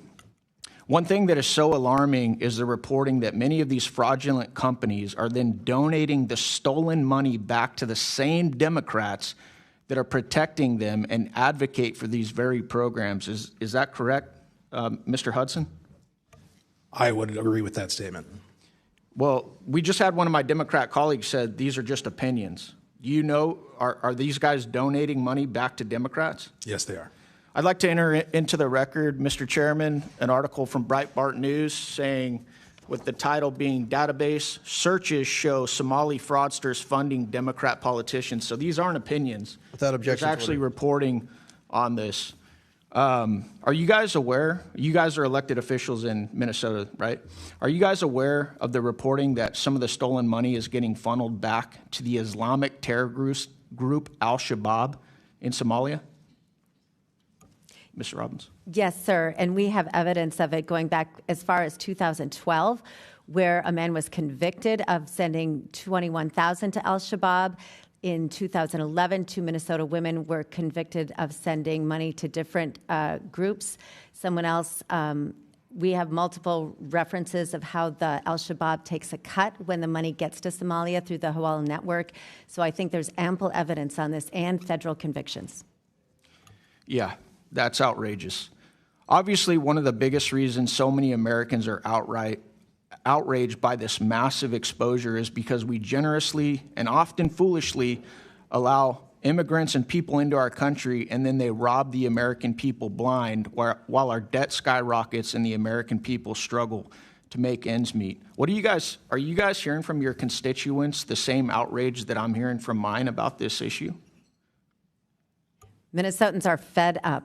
Everywhere I go in the state, Minnesotans are so frustrated. As I said in my opening remarks, we are a highly taxed state, and they are angry that this much of their money, $9 billion, is being absconded by criminals. Mr. Hudson, are you just hearing from Republicans on this, or are Democrat constituents like, oh my God, I'm struggling to put my kids in school, struggling to make ends meet, and my tax dollars are being robbed by people, and then they're sending it all over the place, and this is complete fraud. What is going on, and why hasn't anything been done about it? I'll give you a personal example. So my family, my in-laws in particular, are politically diverse. A lot of them vote for Democrats, and they're fairly apolitical. They're not like me, all plugged in. And so I kind of use them as a bellwether for what the people are thinking. Across the board, everybody is upset about this fraud. And I'm guessing when you guys bring this up, whether it's to the Walz administration, whether it's to the AG, the number one thing that comes back at you is you're a racist, you're a white supremacist, or you're an Islamophobe. As we've seen Governor Walz now trying to answer for these questions, he's doing it at the national level. Do you guys hear the same thing at the state level as well? Yes, absolutely. They always pivot to the divisive. As I stated in my opening statement, it's diversion, right? We're going to talk about personalities. We're going to talk about partisan politics. We're going to find some way to get people yelling at each other rather than looking at the problem. Or, like you've heard my colleagues do on this panel, it's Donald Trump, baby. Yep. It's all about Donald Trump, right? The old pivot. We're not going to talk about what's going on in Somalia and not going to talk about what's going on in Minnesota with this massive fraud scandal. We're going to talk about Donald Trump. With my remaining seconds, can we play the video I have, Mr. Chairman? Or did we run out of time? We did run out of time, but can we put that in the record? With that, can we? Thank you. Thank you, Mr. Chairman. I yield back. Okay. Thank you. Representative Crane yields back. Chair recognizes Ms. Stansberry from New Mexico. Thank you, Mr. Chairman, and Happy New Year. Welcome to our guests. Thank you to our legislators for being here today and to our guests. You know, I come to these committee hearings. I'm ready to debate the topics. I'm grateful that you're bringing this case to our attention. Yes, we need to prosecute these crimes, period. Let's do that. And I'm also grateful to see that this committee is actually conducting a hearing that is in its jurisdiction, which is oversight over government fraud. But I do have to say, to my colleague's point that was just made, that I am surprised to see the focus, given that the President of the United States and the administration are engaged in fraudulent behavior literally daily, including just a few days ago, invading a foreign country, using the United States military to take their oil, and notifying oil and gas companies before the United States Congress, and the president claiming last night that he is personally going to control the oil and give government kickbacks to oil and gas companies. So why are we not investigating that? It definitely gives you the impression that there's a double standard in this country. I also want to say that I'm troubled to see that this hearing is being held in conjunction with an announcement that the administration made just yesterday that they were going to freeze $10 billion in federal funding for childcare and family assistance to 5 states across the country. And if you watched the president's crazy address yesterday, you heard him say it himself. But I want to say one thing, because my colleagues have pointed out all about weaponizing the government for political purposes. Well, these 5 states happen to have one thing in common. They all have Democratic governors and gubernatorial elections this year. Is this a coincidence? I don't think so, my friends. And this, of course, comes after weeks of viral videos from a young man YouTuber who was literally creeping around daycares by himself, making claims about fraud that were not there. And then the vice president and the FBI director were retweeting these videos without even verifying if they were true, unleashing a furor of anti-immigrant and anti-Somali hate across the country, wherein thousands of Somali people got targeted and harassed, including by the President of the United States, who literally used his platform as the President of the United States to call an entire community garbage. He literally said that. So we're not accusing people of being xenophobic and racist. They are being xenophobic and racist, including the President of the United States. And I want to say, for one, that I stand with the Somali and the immigrant community standing here today. But there's a bigger policy point here, which is that this is being used as a politically expedient moment to take away the immigration status of Somalis in the United States as part of the mass deportation plan of this administration. And it is also being used by the 2025ers in this administration to freeze critical programs that we know low-income families depend on and which they call part of the woke agenda. This is part of a larger effort to defund these programs, as we are seeing across these 5 states.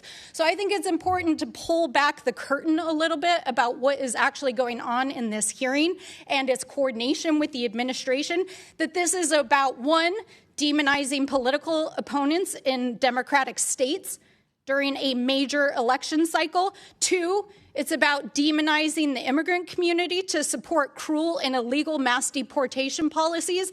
And 3, it's about demonizing poor people and struggling families to justify taking away the basic programs that are helping them survive in this country. So I want to just close out by saying that I grew up in a low-income family. Many of you have heard my story before. But as I woke up to the news that the president was freezing child care funding to these 5 states, I had to think about the millions of families that would be impacted by it. I think about my own mom, a single mom, just barely struggling to get by, working multiple jobs. These programs are a lifeline. They make it possible for people like me to ultimately have a pathway to success. And you all are sitting here running legislation on shower heads while millions of Americans' health insurance is expiring, while millions of Americans can't even put food on the table right now. And you're over here parading around state officials, demonizing immigrants, talking about cutting basic programs, and you're passing legislation to redefine shower heads in Congress while the President of the United States is illegally invading foreign countries. Order. Gentlelady's time's expired. I find it appalling. Order. Gentlelady's time's expired. Chair recognizes Dr. Fox from North Carolina. Chair recognizes Mr. Biggs from Arizona. Thank you, Mr. Chairman. I have UC requests. First one, HHS freezes child care payments to Minnesota after massive fraud alleged. Next one. Minnesota's Quality Leering Center fixes sign at address still misspelled. Minnesota made it easier to get into daycare business. Trump's deputies freeze child care payments to Minnesota amid alleged Somali fraud. Jonathan Turley explains why feds can dig deep into Somali scammer special. Without objection, so ordered. Chair recognizes Mr. Gill. Got another UC request, an article from City Journal, quote, the largest funder of al-Shabaab is the Minnesota taxpayer. Without objection, so ordered. And I believe, Mr. Fallon, you have a request? Yes, Mr. Chairman, I'd like to enter into the record an article by the Center of American Experiment, Feeding Our Future, Keith Ellison, caught on tape. Without objection, so ordered. Chair now recognizes Dr. Fox from North Carolina. Thank you, Mr. Chairman, and I thank our witnesses for being here today. Representative Robbins, when Governor Walz testified before this committee last June, I reminded him that the fraud involving the nonprofit Feeding Our Future established Minnesota as ground zero for the largest COVID-19 fraud scheme in the nation. Feeding Our Future took $250 million in federal funds out of the mouths of hungry children, which amounts to $1,600 per child living in poverty in Minnesota. According to the FBI, the $250 million in federal taxpayer money was funneled, quote, into luxury homes, cars, and lavish lifestyles while families struggled, end quote. The FBI stated it, quote, will not allow criminals to rob federal programs and walk away unscathed. We'll expose their schemes, dismantle their networks, and ensure they face the full weight of justice, end quote. Last June, Governor Walz assured me that he, quote, wholeheartedly, end quote, supported the federal government's efforts to bring to justice those who stole federal taxpayer money at the expense of hungry children. If he had been true to his word, we would not be sitting here today. However, the committee's back today because the Feeding Our Future scam is just the tip of the iceberg of fraud in Minnesota and perhaps beyond. Representative Robbins, Democrats in your state have tried to dismiss your inquiry into the Feeding Our Future fraud as a partisan political exercise. Is exposing fraud and theft of taxpayer funds a partisan activity? No, ma'am. As I said in our first committee hearing, it is nonpartisan. Everyone should want to protect taxpayers and vulnerable citizens. And we completely agree. Representative Robbins, did Governor Walz work with you and your committee wholeheartedly to bring justice to those involved in the Feeding Our Future fraud? No, ma'am. They have ignored the documents we have provided to them. We did a hearing in February of 2025 on child care fraud that was outlined in the Nick Shirley video, and we gave them a list of 72 child care providers that we were concerned about that got $1 million each or more. And as we saw in the Shirley video last month, they have done nothing about it. Representative Hudson, for several years we've heard about whistleblowers, highlighted by some of us in Congress who noted instances of fraud in Minnesota. With this in mind, the recent allegations from Nick Shirley regarding staggering amounts of fraud involving child care centers come as no surprise. What kind of climate did Governor Walz create for whistleblowers? Well, I think he did a really good job of demonstrating for us the kind of climate that he's created yesterday when in an unhinged rant, he tried to throw Deputy U.S. Attorney Joe Thompson under the bus, a guy who's been doing this for, I believe, 16 years. If he's willing to throw a Deputy U.S. Attorney under the bus, what do you think he's going to do to a state agency employee? That's the climate, and everybody who works for the Walz administration knows it. Thank you. Representative Raric, do you believe the Walz administration seriously pursued whistleblowers' reports of fraud? I think that the Walz administration seriously retaliated against whistleblowers and ignored them and dismissed them. And, in my opening statement, I talked about the threats of firing them and blacklisting them and things like that. So that's what the Walz administration focused on. Representative Raric, innocent American taxpayers are collateral damage in the Democrats' reckless disregard for taxpayer funds. Hard-working Americans and their communities are left to pay the price. What lessons can other states and federal officials take from your work to expose the stunning amount of fraud and the network of those who enabled it that you all have exposed in Minnesota? Yeah, the answer to that is very simple, and that is if you just do simple, basic good governance like reconciliation and a few other financial controls, you won't have the problems that you have here. And if you don't retaliate against your employees, your frontline workers that point out fraud, you won't have this problem either. Representative Hudson, do you have anything you'd like to add to that? Yes, absolutely. You have to have a culture of good faith, and that is what is lacking in Minnesota. There is not a culture of good faith. And you see a very strange strategy going on right now with Minnesota Democrats, where every day they're denying this problem, which really strikes me as bizarre because we know there are more prosecutions coming. So what are they going to say as story after story drops, and we can cite time and date where they said it wasn't a problem? Thank you. And, Mr. Chairman, I'd like to note that it was the Education and Workforce Committee, when I was chair, that first brought this issue to the public's attention, and we got nowhere under a Democrat administration. Thank you, Mr. Chairman. I yield back. Exactly correct. Thank you, Dr. Fox. Chair recognizes Ms. Summer-Lee from Pennsylvania. Thank you, Mr. Chair. I think like so many people on this committee have already articulated, nobody here believes that rooting out fraud and waste and abuse is not a top priority of this committee, of our caucus, of their conference. It is. If you're on this committee, it is the top charge that we all undertake incredibly seriously. But I think, like so many things with the modern Republican Party, it's like you're skulking right around the edge of things, but too often, your bigotry, the Republican Party's own bigotry, is imprisoning them and keeping them from ever actually doing something that helps, not harms, the American people. And this is another one of those instances, right? When it's a person of color, if it's 2 or 3, it's a pattern, and the entire community must be indicted. But if it's 100 Republicans, it's just not bad. Neither here nor there, because it's important. That's why we have routinely held hearings where we actually go over with the Government Accountability Office their high-risk list. We take it seriously. But the tone of this hearing seems to be a hypocritical witch hunt. It's hard to take it as anything but that, rather than an actual oversight effort. Our federal government currently has the tools to catch and prevent waste, fraud, and abuse. It's how the alleged fraud in Minnesota was caught by the Biden administration in the first place. Mr. Baloo, as a former federal prosecutor, you're familiar with some of the tools that we have, correct? Yes. Just briefly, could you please verify the following tools for me? Yes or no? Does the Government Accountability Office work to reduce waste, fraud, and abuse? Yes. Do inspectors generals work towards these goals? Absolutely. What about the Council of the Inspectors General on Integrity and Efficiency? Yes.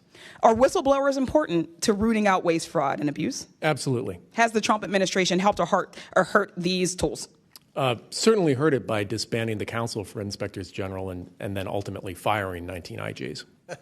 Thank you. That's right. Again and again, Trump has attacked the oversight mechanisms within the federal government. He illegally fired 17 inspectors general and other key personnel. He goes after whistleblowers and he tries to roll back their protections. He routinely ignores the rampant corruption within his own administration. Republicans have turned a blind eye to all of this. They have held no hearings on these actions. And this hearing today isn't even about fraud generally within the federal benefits system, which we would welcome. Republicans have cherry-picked a blue state and an immigrant population, vulnerable, to demonize. To be clear, Minnesota is not the only state with a fraud problem. To truly tackle waste, fraud, and abuse, we need to approach the issue with a scalpel, not a mallet. Discovering that people are committing fraud in the federal program does not mean we should smash the whole thing and end it. It means its oversight mechanisms need to be improved. That's why it's so disappointing to see that the Minnesota House Fraud Prevention Committee that our witness, the Honorable Kristen Robbins, chairs, has issued no reports on these uncovered schemes. It hasn't advanced any legislation to address the issue or even shared whistleblower reports with their Democratic colleagues. They've just held a bunch of hearings and generated headlines, something our committee is all too familiar with. This hearing is not an effort by Republicans to improve social service programs. It's an excuse to end them and to punish Democratic-led states. This has always been the plan. It's why Republicans' so-called big, beautiful bill is estimated to cut more than $1 trillion from Medicaid and CHIP benefits and cut SNAP for 40 million people, the very children or folks with disabilities who were mentioned in the opening statements. Trump has also already taken advantage of the situation in Minnesota. After a YouTuber harassed and posted unsubstantiated claims of fraud against child care centers, HHS froze child care funding to Minnesota, which would affect more than 23,000 children. Just yesterday, Trump also froze approximately $10 billion in funding for programs supporting child care, social services, grants, and cash assistance in not only Minnesota, but in other Democratic-led states of California, Colorado, New York, and Illinois. No matter what party we're elected to, we represent the people of our district, Democrat or Republican. We represent as the federal government all people of all states, irrespective of how they voted. That's a charge that I took, and I would like and hope that you all would do the same. When so many of these social service programs are being gutted and defunded, fraud becomes even more harmful, as that means even less money is going to people who need it. People need these programs. This situation should be an opportunity to take a deep look at the programs and improve their oversight abilities, not an excuse to cut them entirely. If we care about the most vulnerable, if we care about the most marginalized, this is an opportunity to do so, and I welcome us to actually do that one day. Thanks, I yield back. Ms. Lee, the IGs are hired to identify fraud. They haven't identified fraud. The IGs have failed. But anyway. You all have failed. No, you all continue to fail. We've done nothing. You've had the gavel, Mr. Comer. We barely do hearings on anything that actually affects change. You have power here, and yet you don't do anything. Yes, he actually initiated this, sir, but thank you so much for your opinion. You have failed. I yield it back. Chair recognizes Mr. Perry from Pennsylvania for 5 minutes. Thank the chairman. And I'd just like to point out to everybody that at this very moment, we're going to consider an appropriations bill that had an earmark in it for $1 million for another Somali-led organization whose family has ties and convictions to ISIS and fentanyl-related addiction. And I think it's very difficult to just, for all of us to determine what's legitimate and what's not. But I would just ask if the committee will play the video that Mr. Crane had referred to for me at this time. Can you stop the... Okay, go ahead.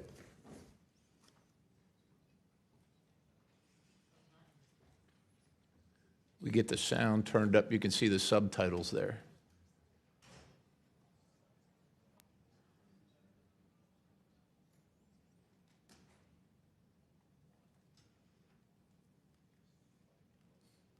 If you'll notice the campaign contribution at the bottom for $4,700,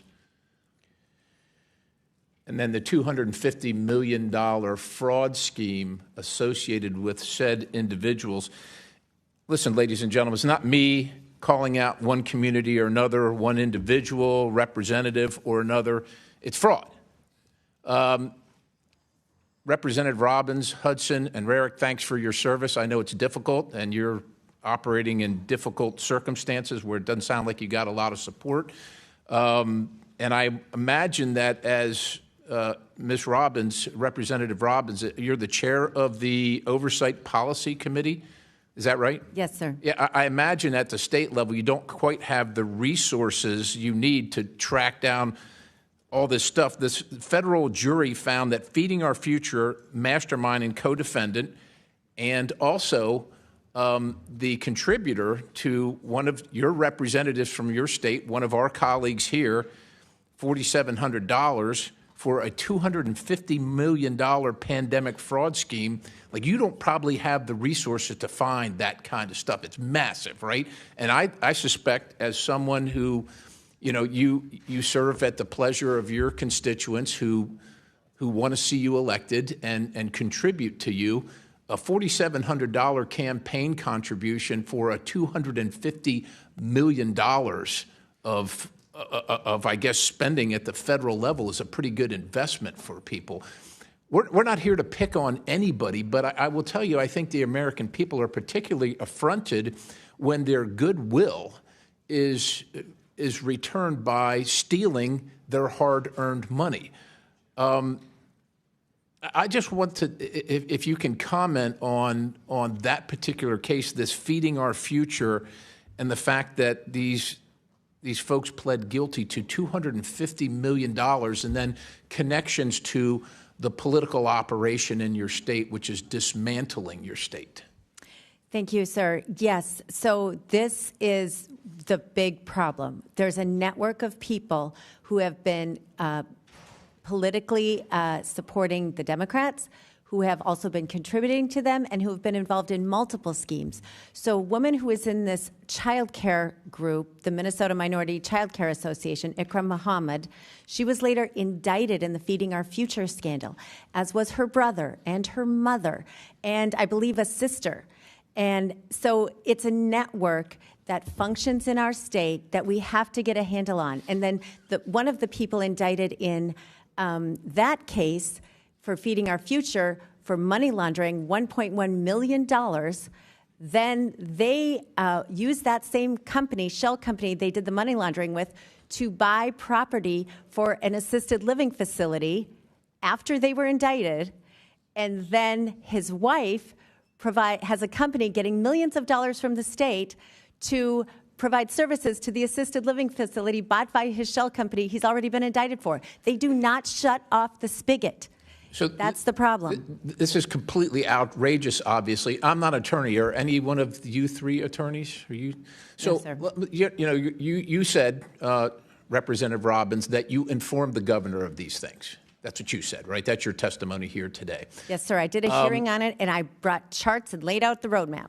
So there are crimes of commission and crimes of omission. So if the governor didn't actively be involved in this fraud, that would be a crime of commission. But if he knew about it and didn't do anything about it, would you consider that a crime of omission? Yes, sir. And what should be done about crimes of omission regarding taxpayer funds? So they should be prosecuted. And when, as you said, we don't have a lot of resources on our committee. As legislators, we don't have access to bank records, health records, the state payment system. So when we get credible allegations of fraud, we bring it to the U.S. Attorney and the Office of Legislative Auditor because they can get access to those records and then bring the prosecutions criminally. Thank you, Chair. I yield. Mr. Chairman. Before I go to Ms. Randall, Chair recognizes Mr. Biggs for UC. Thank you, Mr. Chairman. Number one, Washington Post calls for welfare reform after Minnesota fraud scandal. Exclusive. Treasury and House panel launch probes into Tim Walz's handling of $1 billion of food aid fraud. Additionally, referring to the earmark that Mr. Perry just referred to. Additionally, the Somali fraud scandal gave Trump a kill switch. What happens if he doesn't use it? Resurfaced video shows how Somali scammers use daycare centers to scam the state. Scrutinizing SNAP will help ensure the neediest get food stamps. Masterclass.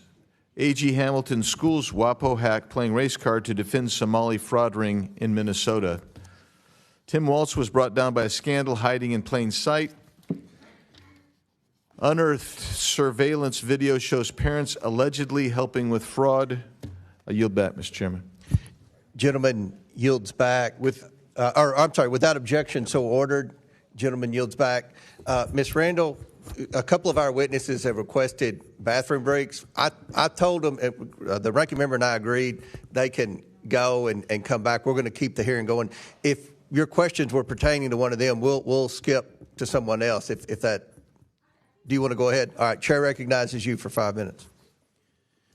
Thank you, Mr. Chair. You know, I have prepared some remarks that I definitely want to get to about the importance of child care funding for all of us in all of our districts. I think we all recognize that we are in a child care crisis. We have lost so many parents, especially women, from the workforce because they just cannot find adequate child care. But I have to start by addressing some of what we have heard in this committee so far today. I didn't get myself together to ask any of my colleagues to yield to for a question, so I'll ask you, and if you don't know the answer, it's okay, I do.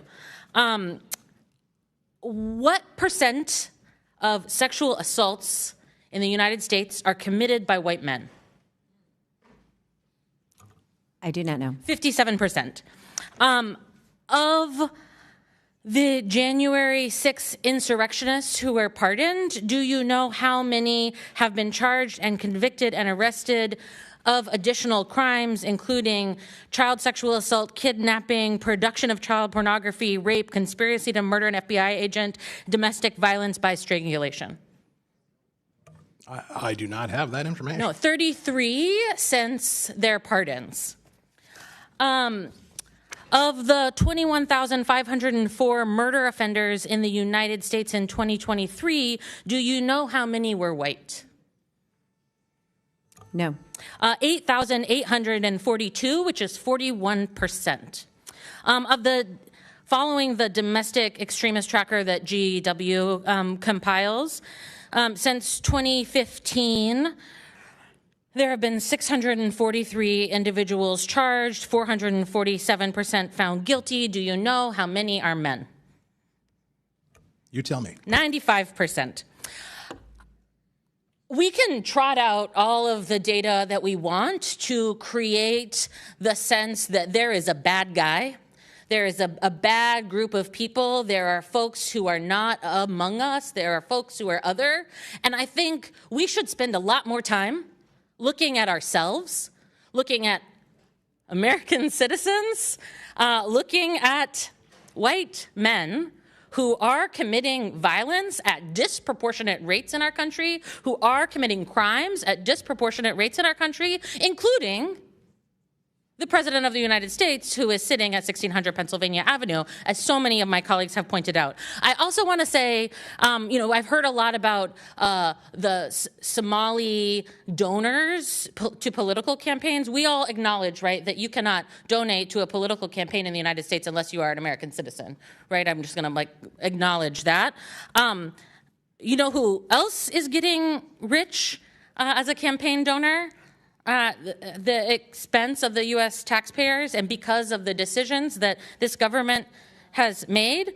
Yes, Elon Musk, but also billionaire Paul Singer, a Trump donor who is getting rich off the military actions that this president engaged in Venezuela. Now about childcare. $7 for every $1 spent on childcare and early learning are returned to our U.S. economy. It's good for families. It's good for kids. It's good for our economic growth.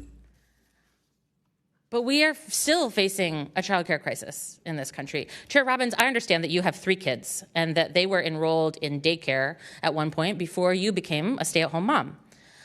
What would your reaction be to an unknown, potentially armed, angry individual showing up at your home with a camera, demanding to enter while your children were at home? So we used a neighbor to do our childcare. What if they showed up at your neighbor's house? Yes, I don't think they would be coming in. But Yeah, honestly, how would you feel about it if someone who was armed and angry showed up in the house where your children were? I'm not sure I understand who was armed. What are you asking about? Thank you. I imagine you'd be scared. I think many families would be scared if that happens to you. I want to share a story of a provider from Washington State who said, following these fraud claims and the demonization of Somali Americans and childcare providers, 3 adults came into her home and banged on her door, startling the children in her care. The children were frightened and confused. She's been receiving repeated death threats by phone and voicemail. Individuals have returned multiple times, sometimes 2 or 3 times a day, parking outside the home and monitoring activity. They recorded families arriving and leaving. As a result, families felt unsafe and some withdrew their children from care. A nearby provider closed their program entirely due to fear. Another provider shared that she was approached by a man with a gun outside her home who interrogated her about her childcare program, and she is now too scared to step outside. Providers aren't answering the phone anymore because of all the threats, which means that parents aren't able to get in touch with staff regarding their children's care. Mr. Chairman, order. Gentlelady's time's expired. You went 30 seconds over. Thank you. Thank you for your lenience, Mr. Chair. Chair recognizes Mr. Gosar from Arizona. Thank you, Mr. Chairman, and thanks to the witnesses for traveling. Now, Ms. Robbins, the Minnesota legislature, led by your committee, sounded the alarm on the fraud for years, but has been ignored by Governor Walz. Did Keith Ellison, the Attorney General, was he aware of this? Yes, he was aware of the fraud, and he came before our committee, and I feel like he did not do his job prosecuting these cases. Most of the cases have been prosecuted federally by the U.S. Attorney, both under President Biden and Feeding Our Future and currently under President Trump. So he's, in your state, is the top attorney for the public, right? Yes. For the public. That's kind of, I find it very interesting. Well, maybe it has to do with something with campaign contributions. Attorney General Ellison and his son received from members of the leading Feeding Our Future, an organization now under investigation. The same group whose members allegedly tried to bribe jurors, but I'm sure that's just a coincidence. Nothing to see here. Sounds very familiar. Sounds very Biden crime syndicated-esque. Now, when you're talking about the tools that you could use, would any NGO that takes federal funding be of value to you, that they would have to disclose all their federal funding or all their funding mechanisms if they took 1 penny from the federal government? Yes, one of the things we've seen in Minnesota is that some of these nonprofits have had their federal 501c3 status revoked, but the state continues to fund it. It's interesting you say that because, the IRS actually does this study, actually has those numbers. But when we order it, it's blanked out. It's redacted. All of it's redacted. I wonder if there's some interesting aspects to that. Follow the money trail. Now, Representative Hudson, the head of Feeding Our Futures, was sentenced in November for his role in the largest COVID fraud scheme in U.S. history, according to the DOJ. This is a predictable result of the massive COVID spending with little or no oversight. In fact, we spent between $4.3 and $7.5 trillion during COVID, and we don't have a single receipt, not one. Okay. Now, this is a predictable outcome from the massive spending. Whether it's expanded COVID tax credits under the so-called Affordable Care Act or the programs like the massive or Minnesota HHS initiative with a no enrollment cap. Unfortunately, there are plenty of similar federal programs right here in Washington, D.C. My question for you is, in your experience, what failures make government funding streams particularly susceptible to fraud? Well, as I outlined in my opening statement and my written testimony, basically we're spending far more money than we have the operational capacity to monitor. Like they're just, now Deputy U.S. Attorney, he was U.S. Attorney at the time, Joe Thompson, said, we can't prosecute our way out of this. That's another way of saying it. We have to have controls on the front end. Well, and with the massive amounts like I just talked to you about in COVID, it actually gives the environment for fraud. It just builds on it, right? Correct. Well, Ms. Raric, what concrete actions did the Waltz administration take to intimidate whistleblowers into silence? So I think the first thing he did was he put in place commissioners. Right now we have a deputy commissioner over the Department of Human Services that is known to whistleblowers as being like the queen of retaliation. So when you put somebody in charge that is known to retaliate, that's a problem. I would also note on your previous question about the COVID money, and we discovered in our committee that the auditor, so there was a bid for auditing the COVID money, and the auditor was known to be our Minnesota State Auditor, Blaha. So that's another Democrat within the whole fold of the Democrats in malls as well. Would it surprise you that we spent $13 trillion from Bill Clinton to Donald Trump in that span of time? $13 trillion with not a single receipt. That is absolutely shocking. I used to do accounting, and that's deplorable. That's something that you should be in prison for that. Yeah, absolutely. So, the United States has no obligation to tolerate guests who break our laws. And in this case, there seems like there's a whole bunch of them. And unfortunately, they were targeting one general area. And it's sad to me that we are always being screamed at about xenophobia, all this different type of phobias, and racist, and yet the facts still stand. So, Mr. Chairman, I find it very interesting today's hearing, and I applaud you for doing it. Thank you. I yield back. Thank you. Gentlemen, our chair now recognizes the lady from Texas, Ms. Jasmine Crockett. Mr. Chairman, ma'am, I'm sorry, Ms. Crockett. Chair recognizes Mr. Biggs. I apologize for that. That's right. There's some more you see. Senator John Kennedy brings Somali fraud to the Senate floor. Viral videos. David says he filed complaint against Waltz over fraud allegations. Minnesota adds Medicaid fraud verification amid alleged $9 billion loss. Minnesota's Somali fraudsters paid for rich lifestyles with stolen money. What investigators still haven't asked about Minnesota's fraud. I hope to ask that. Trump deploys 2,000 federal agents to Minnesota. Venezuela's been dealt with. Somali scammers should be next. Beyond parody, Craigslist ad from a daycare center in Minneapolis seeks to hire 20 child actors. Dr. Oz orders full-scale federal audit of Minnesota Medicaid. Did you miss a story about alleged Medicaid fraud from a Somali-run health services provider in Maine? A YouTuber's follow-up video on Minnesota fraud is just as wild. HHS to close Biden-era loophole that lets states pay child care providers without counting attendance. Yield that. Without objection, so ordered. Chair now recognizes Ms. Jasmine Crockett from Texas. Thank you so much, Mr. Chair, and for every witness that is here, thank you so much for your time and your attention. I just have one quick question. I have not been here the entire hearing, but I don't think this question has been posed for each of you, and we can start at the far end. Do you believe that all Somalis are engaged in fraud? I do not, and I'd like to... Okay, just yes or no. Next. Of course not. Oh, absolutely not. We have good Somali people in our state. Okay. Absolutely not. Okay, thank you so much. I just want to make sure I level set because it seems like we want to continue to, especially as we just heard those particular articles entered into the record, we want to continue to just make it seem as if you are Somali, then somehow you are a fraudster.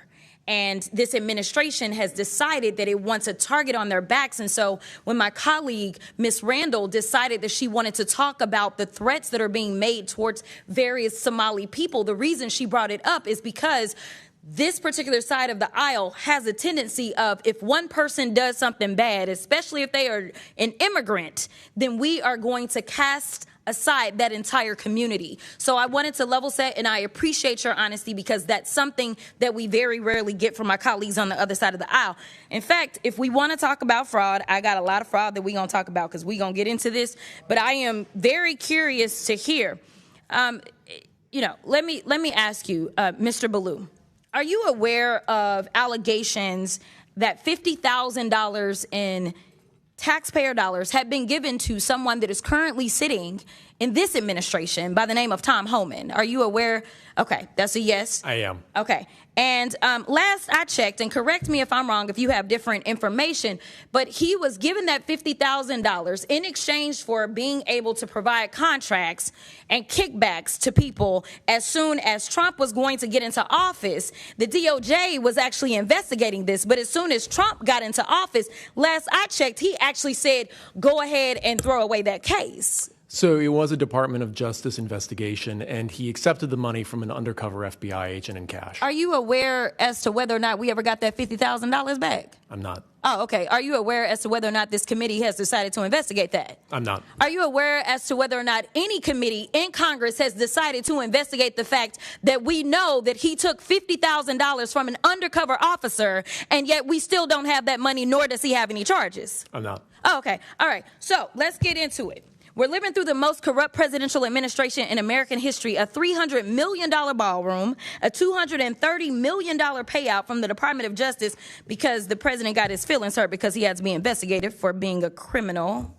Hundreds of thousands of taxpayer dollars spent at Trump-owned properties around the country, Trump-branded wine being sold at the Coast Guard exchanges, American taxpayer dollars being spent on DHS propaganda ads on Truth Social, awarding federal contracts to corporations in exchange for campaign contributions. Kash Patel flew his girlfriend around the country on a multi-million-dollar jet that taxpayers paid for. Kristi Noem gave companies she's affiliated with hundreds of millions of tax dollars, then went out and spent another $200 million on 2 private jets for her travel. For 12 months, this administration has been taking billions of taxpayer dollars from American people and have been giving it away to their own companies in the form of tax cuts, government contracts, or other government funded subsidies. So Congress has a role in getting rid of fraud, I will admit that, in any federally funded government program. However, I think the fraud that the American people are concerned about is that the Republicans are taking away Americans' health care so that ultra billionaires can get more tax cuts. The real fraud is the dehumanization and demonization of the working class Americans and immigrants to distract folks away from corporate socialism that's happening because of the Republicans. So this is truly the definition of throwing away the baby with the bathwater. The Republican philosophy is that if the cost of living for the average American increases, they're on their own. But if the cost of doing business increases for the wealthiest people on earth, well, then it's the government job to bail them out. But I want to get to my last question because, Mr. Baloo, I got to give you a chance.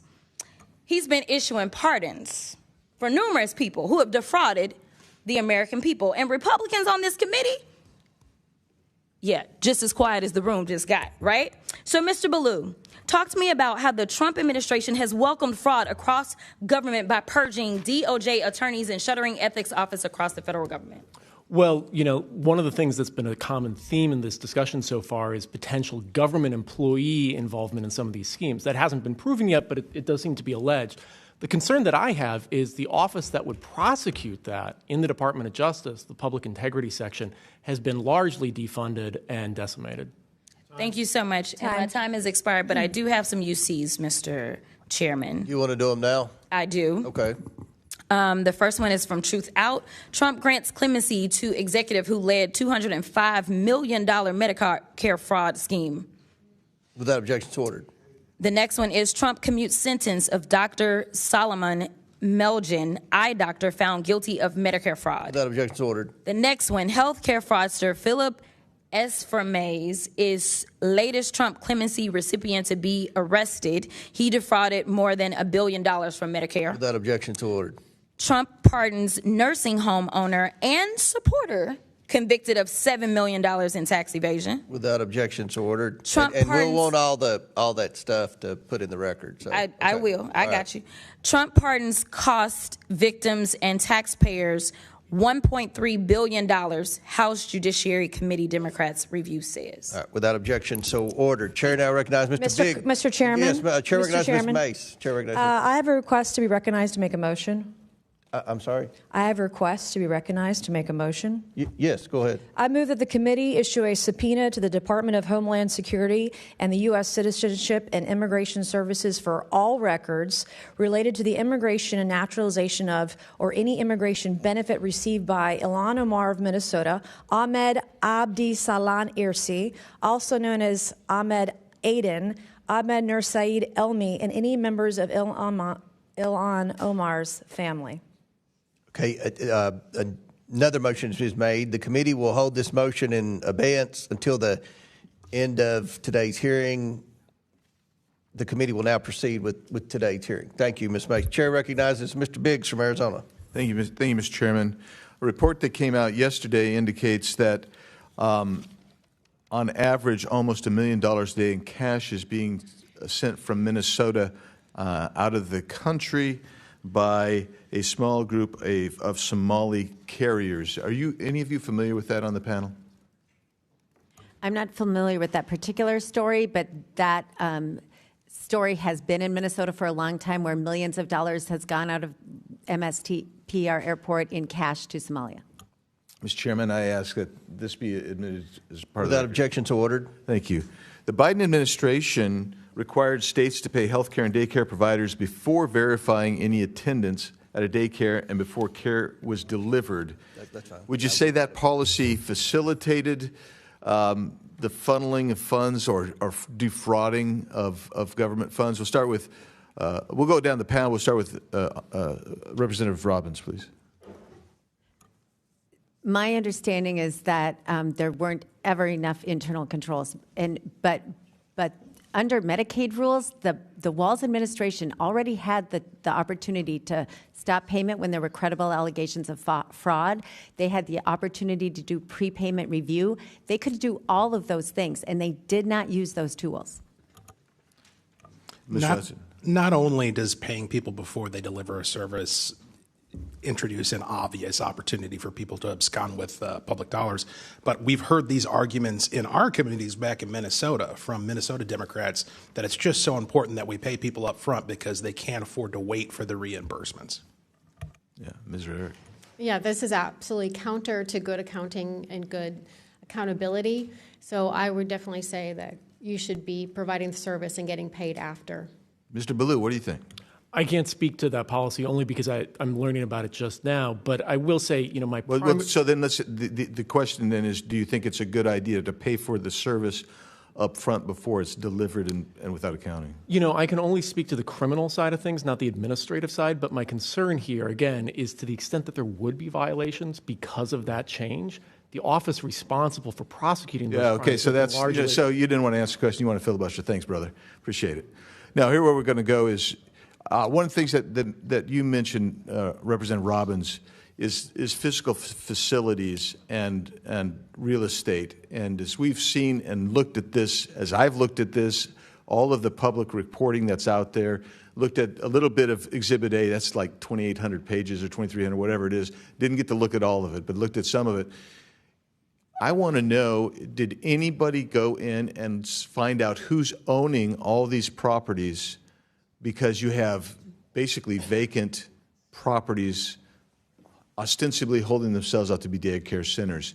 Who owns those properties? Anybody look into that?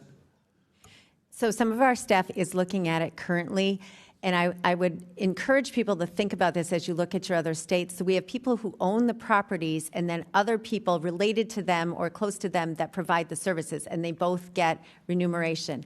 And then we have people who homestead assisted living facilities, small single-family homes, and say it's a business, but then they shouldn't be allowed to homestead. We have instances where there are multiple assisted living facilities that have been homesteaded.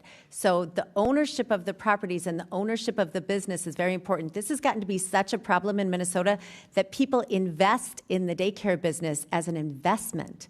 And so getting not only who runs the facility, but who the ownership is critical, because that's where a lot of the money goes. That's my point, is that you're setting up a series and facilitating straw man purchases of actual real property to actually launder or hide money coming from the state and defraud the state. And I would encourage both the feds and the state to really take a close look at that. I did find it interesting. Well, let me just ask the last question I've got time for here is, well, I got to ask two. The $18 billion, I'm saying $18 billion, that's the total nut over the last 5 years, if I understand your testimony right, Representative Hudson, and half of it was defrauded. That is the estimate from the U.S. Attorney's Office. Okay. Has the Waltz administration put into place any new procedures since this has come to a very viral head in the last, 6 weeks? They've appointed a couple of guys and shifted around a couple of chairs on the deck, but it's the equivalent of throwing a glass of water at a stove that's on fire. Thank you. Mr. Chairman, I have a few more UCs, if I may. Go ahead. Thank you. Victims shocked after Biden grants clemency to Kids for Cash judge and $54 million embezzler. Shocked. Biden clemency for convicted fraudsters met with outrage. It's a slap in the face. Comer on Fox News. Biden crime family pardons serve as a confession of their corruption. Biden pardons more people in his criminal clan and commutes sentence of Leonard Peltier. Op-ed from the former legislative auditor, Jim Nobles, what's the right number? And then finally, Mr. Chairman, 18 U.S. Code 666, theft or bribery concerning programs receiving federal funds, seems apt in this case. Mr. Chairman, I'll yield back. Thank you. Gentleman yields back. Chair recognizes Ms. Presley from Massachusetts. Thank you, Mr. Chair. Let me just begin by making this plain. Credible fraud must be investigated and prevented. Every dollar that is stolen from public programs is a dollar that is taken from a child who needs care, a senior who needs food, or a family that is already struggling to make ends meet. Ms. Robbins, I want to just begin with a basic question, and please answer yes or no. When someone is convicted of defrauding the public, do you believe that they should be held accountable? Yes. So if we're serious about fraud, then we also have to be serious about accountability. Ms. Robbins, do you mind just expounding, what does accountability look like to you? We want to prosecute everyone who's committed a crime, and we want to fire officials in the agencies that are liable for allowing the failure of internal controls. Okay, so Ms. Robbins, let me be more clear. What should happen to fraudsters who steal public dollars? They should go to jail. So in my opinion, accountability means restitution. It means consequences, like incarceration, that help ensure that it doesn't happen again, as a real deterrent and accountability. It means that money taken from families and the public is returned to them. But that is not the standard that is being set by Donald Trump, who is wielding his clemency authority to allow fraudsters to escape accountability altogether. Last month, my office published a clemency report titled Trump's Clemency Gap, How Trump's Pardons Are Ignoring the People Who Need Them the Most. I ask unanimous consent to enter this into the record. Thank you. Now to the witnesses who serve in the Minnesota State Legislature on the Fraud Prevention Committee, let's walk through these pardons for fraudsters, and we all care about fraud. So Ms. Robbins, Mr. Hudson, and Ms. Raric, Donald Trump pardoned George Santos, who defrauded voters and owed them $370,000 in restitution to victims. Raise your hand if you oppose this pardon. Thank you, Mr. Baloo. Ma'am, I would have to look at the law and the facts of the case. We cannot know the facts of all these individual cases. Don't deflect.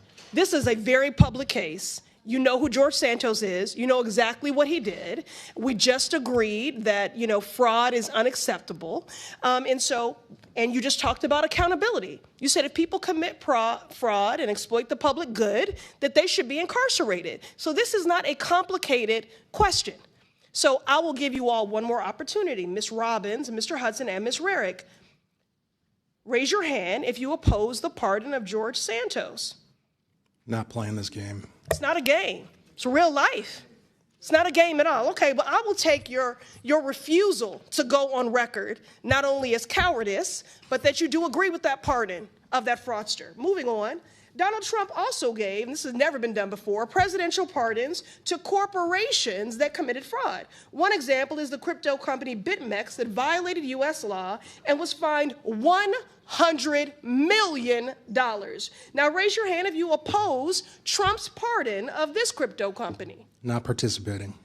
Thank you, Mr. Baloo. Okay, again, I'll take your refusal to raise your hand in opposition. That means that you support this pardon of this corporation that frauded folks to the tune of $100 million. Refusal to participate is not an expression. Reclaiming my time. To participate is not an expression one way or the other. Do you know the rules of committee? This is my time. I know that I am here as a member of the public. Reclaiming my time. You are not, Mr. Chair. Mr. Chair. That's what I know. You are not in order with the rules of the committee. This is my time. This is my time. And I ask the questions and you answer, but you're too much of a coward to answer. So we're going to move on. Now, yesterday was the 5-year anniversary, and I want to note of the January 6th insurrection. And on Donald Trump's first day in office, he pardoned 1,500 insurrectionists, including Brian Christopher Mock, who's from Minnesota. Are y'all going to say you don't know who that is? He's from Minnesota. Now, he kicked, shoved, and threw a flagpole at police officers, law enforcement that you claim to support. And he did all of that in the name of fraud. He was an election denier. So an election fraud lie. Now, he claims he did these things in the name of patriotism, but really he's just a criminal. So raise your hand if you oppose Trump's pardon of this Minnesota individual. Ma'am, this grandstanding nonsense this is not grandstanding. Is exactly this is what accountability. Minnesotans hate about D.C. This is accountability, and you are hypocrites. So again, I will take your refusal. Thanks for demonstrating my opening Mr. Chairman, order, decorum. She's off the rails. Reclaiming my time. I'm not off the rails, please. You are totally off the rails. Nancy, enough with your tropes. Give me my time back. Order, Mr. Chairman. If Republicans were serious about reclaiming my time, you my constituents. You have no time left. You don't get to accuse me of things at the chamber. You're out of time. You're out of time. We're done here. We're done. Touch in out of time. At least Mr. Chair, she's out of time. Time's expired. Out of order and out of time. Ms. Presley, you've already secured your MSNBC spot tonight. Now, your time's required. Chair recognizes Ms. Mace from South Carolina. Chair recognizes Ms. Mace. And this administration. Thank you, Mr. Chair Chairman. recognizes Ms. And Mace. Mr. Chairman, I agree. She's going to be a great host on MSNBC. This is my time. I wouldn't want to jump in front of Ms. Mace if I were you, Ms. Presley. I reclaim my time. This is my time. I wouldn't want to interrupt Ms. Mace. It's her time. Chair recognizes Ms. Mr. Chair, she did not get all of her time. Mr. Chairman, she wants to insult us for 10 more seconds. What do we have to do to get this woman in order? Her time is expired. Chair recognizes Ms. Mace. You're going to be great on TV. You're really good. No, baby, you're not. No, baby, you're not. You are not in order. You're out of order. Goodbye. You're done. All right. Mr. Chairman, it's my 5 minutes. Chair recognizes Ms. Mace. Are we good here? Mr. Chairman, thank you. As I listen to the witnesses answer questions today, I'm struck by the truly breathtaking amount of fraud, the scope and scale perpetrated against the American people by Somalians in Minnesota, screeching Democrats, like you just heard, at our witnesses. Democrats on this committee don't want to talk about Minnesota fraud because Minnesota fraud is Democrat fraud. You're going to make a great host on MSNBC. You're going to be great. And this is a cover-up. I mean, the very definition of cover-up. And so while we're still trying to understand the scale of the fraud, it appears that the amount of fraud we are talking about could exceed the size of GDP in Somalia, the size of its economy is what we're talking about. So let that sink in, the amount of fraud we're talking about. My first question is this, Mr. Baloo, this afternoon. Should Somalians in Minnesota be required to speak English, their citizens? Yes or no? Should they be required to speak English if they're American citizens? I think that question is really inappropriate. Should they? It's not inappropriate. This is the United States of America. Do you speak English? Should Americans speak English? Citizens speak English? Yes or no? Point of inquiry: is English the official language of the United States? It's a question. Mr. Chairman, I'm being interrupted again by another. That's not a valid parliamentary inquiry. I would like to reclaim my time, Mr. requirement? Chairman. Mr. Chairman, I'd like to reclaim my time. She's that asking seems the to be witness. a popular theme today. That's not a valid inquiry. It's a point of inquiry. Women have a right to speak in this committee. Conservative women have the right to speak here and not be interrupted by my male colleagues. Mr. Chairman, I would like to reclaim my time. I lost like 10 seconds there. Okay, we'll give you 10 seconds. Okay, my next question is, should Somalians who committed fraud be denaturalized and deported, Mr. Baloo? Again, yes I'm not sure no? that's an appropriate question because the majority of Somali So if you Minnesotans commit are fraud citizens. in this country and you are here from Somalia, you don't believe they should be denaturalized and deported. How much fraud would it take for you to want to denaturalize and deport someone who committed fraud in this country? How much? Again, $1 billion, $9 billion, $19 billion? What would it take for you? Most Somali Minnesotans are citizens. Right. And the ones that committed fraud, the question was, if you understand English, should be those who committed fraud, should they be denaturalized and deported? The Somalians who are here, the ones that can't speak English. Yeah, so under U.S. law... Okay, my next question for you Can I please finish the question? No, you can't because you're not answering the question. My next question is, this is yes or no. If you marry your brother and you commit immigration fraud, should you be denaturalized and deported? Again, if you commit immigration fraud, yes or no? Again, that question seems really inappropriate. And if I can get back to you your can't answer my question, so that's probably more inappropriate. Can you name one significant contribution to Minnesota from a Somali immigrant who can't speak English? Absolutely, yes. But again, this is... You didn't name one. All right, so my next questions are going to be for the Honorable Ms. Robbins. Good afternoon. Thank you all for being here today. I heard some discussion earlier about al-Shabaab.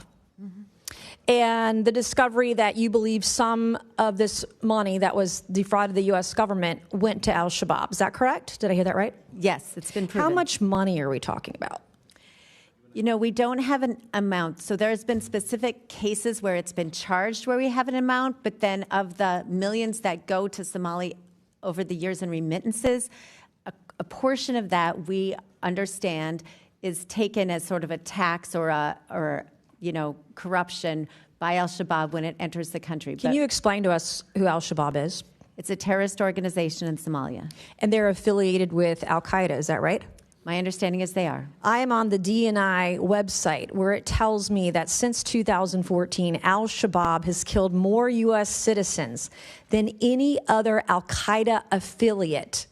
And as of 2025, al-Shabaab, this group is al-Qaeda's wealthiest component. Can you believe that? Yes. And that American tax dollars through Minnesota, through Governor Tim Walz, who shamefully had to resign from his reelection the other day. Thank you to the young YouTuber Nick Shirley.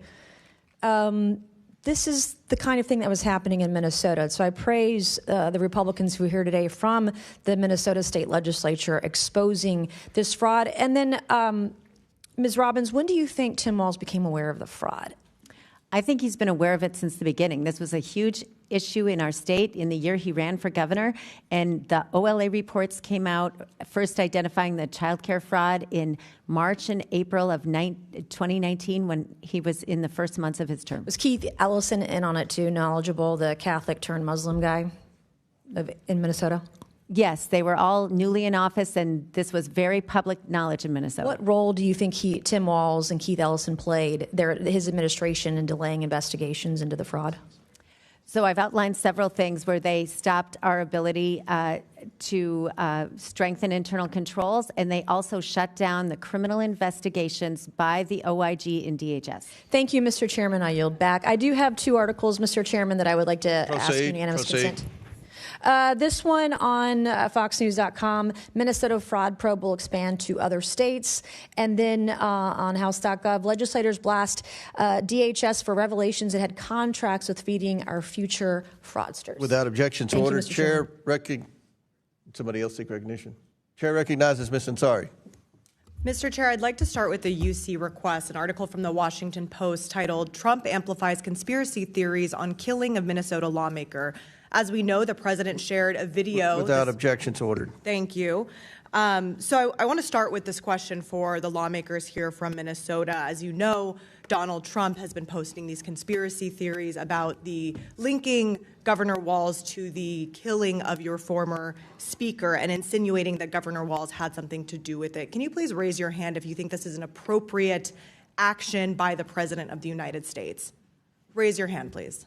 I'm not doing a raise your hand. I'm happy to comment on it. Sure, is it appropriate for the president to do that? So the person who murdered our colleague, Speaker Melissa Hortman, and her husband, Mark, answer the had question. in Do you think his it's appropriate for the in president his of the vehicle, United States evidence saying to cause he violence thought against a Tim sitting Walz governor was ordering him to do it? I know the facts will come out in the case, and we need to be respectful of the Hortman family, and we need to let this play out in the courts. That is unacceptable. It is inappropriate to the highest degree for the President of the United States to be sharing conspiracy theories that are obviously going to lead to violence directed at Governor Tim Walz. Now, moving on to the issue here today, we all care deeply about combating waste, fraud, preventing corruption, and holding bad actors accountable. Unfortunately, this country has seen an unprecedented avalanche of such abuse in the past year, all stemming from the Trump administration, the most corrupt and the most wasteful administration in American history. It is truly amazing that the majority moved so quickly to hold basically an emergency hearing on the situation in Minnesota without ever one time having held a hearing on the national crisis that is the Trump criminal enterprise being run out of the White House. I don't even know where to begin. Maybe the Republican majority would be interested in holding a hearing on the $50,000 cash bribe that Border-Czar Tom Homan received from FBI undercover agents in a kava bag. Or how about a hearing on the $400 million bribe that Donald Trump presented by multi-billion-dollar companies in the form of the White House ballroom that Donald Trump seems most obsessed with? Do Republicans have any interest in holding a hearing on that corruption scandal? Or the fraudsters and the criminals that Donald Trump has pardoned? He freed George Santos, convicted of theft of public funds. He pardoned Paul Walczak, convicted of millions of dollars in tax fraud after Walczak's mother raised money for Trump's campaign. He released the former president of Honduras, sentenced to 45 years for flooding the United States with oceans of cocaine. And these are just a few examples. I haven't even brought up Doge and Elon Musk corruptions, Trump's firing of inspectors general who are in place to root out fraud, and career U.S. attorneys who are doing the bidding of Donald Trump in prosecuting his personal and political enemies. Is there any interest in holding an oversight hearing on any of those issues? Now, I want to talk about one specifically appalling instance of blatant corruption in the Trump White House, reported by the New York Times, that the Republican majority has shown literally zero interest in investigating. This is regarding World Liberty Financial, the cryptocurrency company founded in 2024 by Eric Trump, Donald Trump Jr., Alex Witkoff, and Zach Witkoff, among others.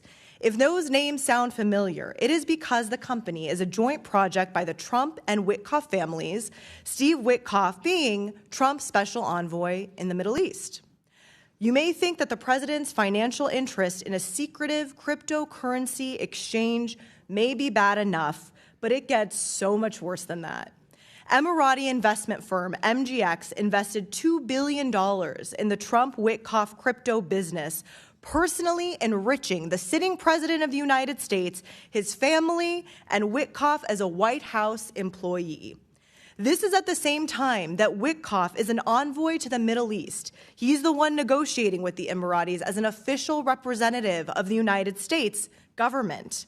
While Witkoff and his sons were negotiating this private crypto deal, Steve Witkoff was also in charge of negotiating with the very same officials as a U.S. official to give the Emiratis something they desperately wanted from us: highly advanced and specialized computer chips. To make the corruption even more explicit, just after the crypto deal went through, Donald Trump gave his go-ahead for the transfer of hundreds of thousands of advanced chips to the Emiratis, despite the extremely concerning national security implications. It's perhaps one of the largest and most obvious corruption schemes in U.S. history, implicating a foreign government paying off the President of the United States and the White House to the tune of literally billions of dollars in exchange for sensitive U.S. technologies. So please let the Republicans spare us with their feigned concerns about waste, fraud, and corruption. I yield back. Gentlelady yields back. Chair recognizes Mr. Fallon from Texas. Mr. Chairman, thank you. We're here today in this hearing because there exists damning and Thank you. Mr. Chairman, thank you. We're here today in this hearing because there exists damning and overwhelming evidence of massive industrial-scale fraud occurring in Minnesota right now, and it's been going on for years. This is a huge story, and while many want to ignore it, deflect from it, or be masters of obfuscation, which we have seen here today, this should be a page one, front and center, above-the-fold headline for media outlets across the country. But it's not, and I think it's very interesting. ABC, NBC, CBS, you can find 74 stories today run before you even get a hint of this scandal. This should be a headline, and unfortunately, it's a back page fine print. Still, as bad as the network's coverage, albeit it's ludicrously abysmal, it's better than CNN. This very morning, CNN ran 51 stories on its website, including such riveting breaking news articles such as dogs that are trained to sniff mold, a flock of gay sheep, K-pop's newest release entitled Demon Hunters, inside glimpse of P. Diddy Combs' prison cell, and Chinese robots playing soccer. But nary a mention of the tens of billions of dollars of American taxpayer money that's been stolen from honest folks in America by scumbag thieves. This is the Oversight Committee. We should have one overriding emotion, whether it's Republican or Democrat. We should all be outraged that crooks and thieves and dirtbags are robbing the American people. So I was very curious as to see how the Democrats would play today. Would they expose this fraud and be willing to work with us, or would they go to their playbook of Donald Trump bad? And when we were in Doge, it was Elon Musk and billionaires bad. And they haven't really disappointed. January 6th, as well, has been mentioned, has nothing to do with what we're talking about today. The ranking member's opening comments even bizarrely talked about presidential pardons, and he railed against POTUS. It's nothing to do with the matter at hand. But for the record, Joe Biden issued 250% more pardons and commutations than Donald Trump. In fact, 2,545 more. Again, back to the matter. This money's been stolen systemically by a gang of thieves, while the very people charged with the oversight, namely the Waltz administration, have been complicit. They've looked the other way. And the Democrats didn't disappoint either with ists, isms, and phobes, quotes like bigotry and hatred, and we're hypocritical witch hunt. And then they were taking a hero, Nick Shirley, trying to make him a villain. Mr. Chairman, I'd like to enter into the record an article, "It's Not Racist to Notice Somali Fraud." Without objection, to ordered. 98 defendants that have been charged thus far in this case, and I think it'll end up being hundreds, 85 of them happen to be of Somalian descent. It's just a fact, despite how unfortunate and inconvenient these truths may be to leftists. The Assistant U.S. Attorney Joe Thompson thinks that this fraud can equivalent to maybe $9 billion. The entire federal budget of the country Somalia is $1.2 billion. Medicaid fraud does exist in all 50 states, but uncovering it aggressively clearly is not a blue state priority. If you talk to any expert, I was in the state legislature for 8 years, they will tell you objectively that no matter where it is, about 10 to 20% of all Medicaid spending is fraudulent. In the state of New York, they spent $96 billion. So did they recover in fraud $9.6 billion, $960 million? No, it was a pittance. It was 0.06% was recovered. In the state of Minnesota, $18 billion. It was 0.08% recovered. Representative Robbins and the other reps, thank you for coming. Thank you for your courage. You know you're going to be, smeared, and I'm not going to ask you, raise your hand. We're going to have a conversation, okay? When, Ms. Robbins, Representative Robbins, when you first uncovered this tectonic fraud, what was the reaction and actions taken by the Walz administration and your Democratic colleagues? Was it working hand in hand to create synergy and offer full support and help to unmask this fraud? Or did you face significant headwinds and fierce pushback to the point of opposition? Throughout our hearings, they would either deny or deflect or say, oh, they've handled it, or they're new on the job and they don't know. So those were the answers in the tenor of our hearing.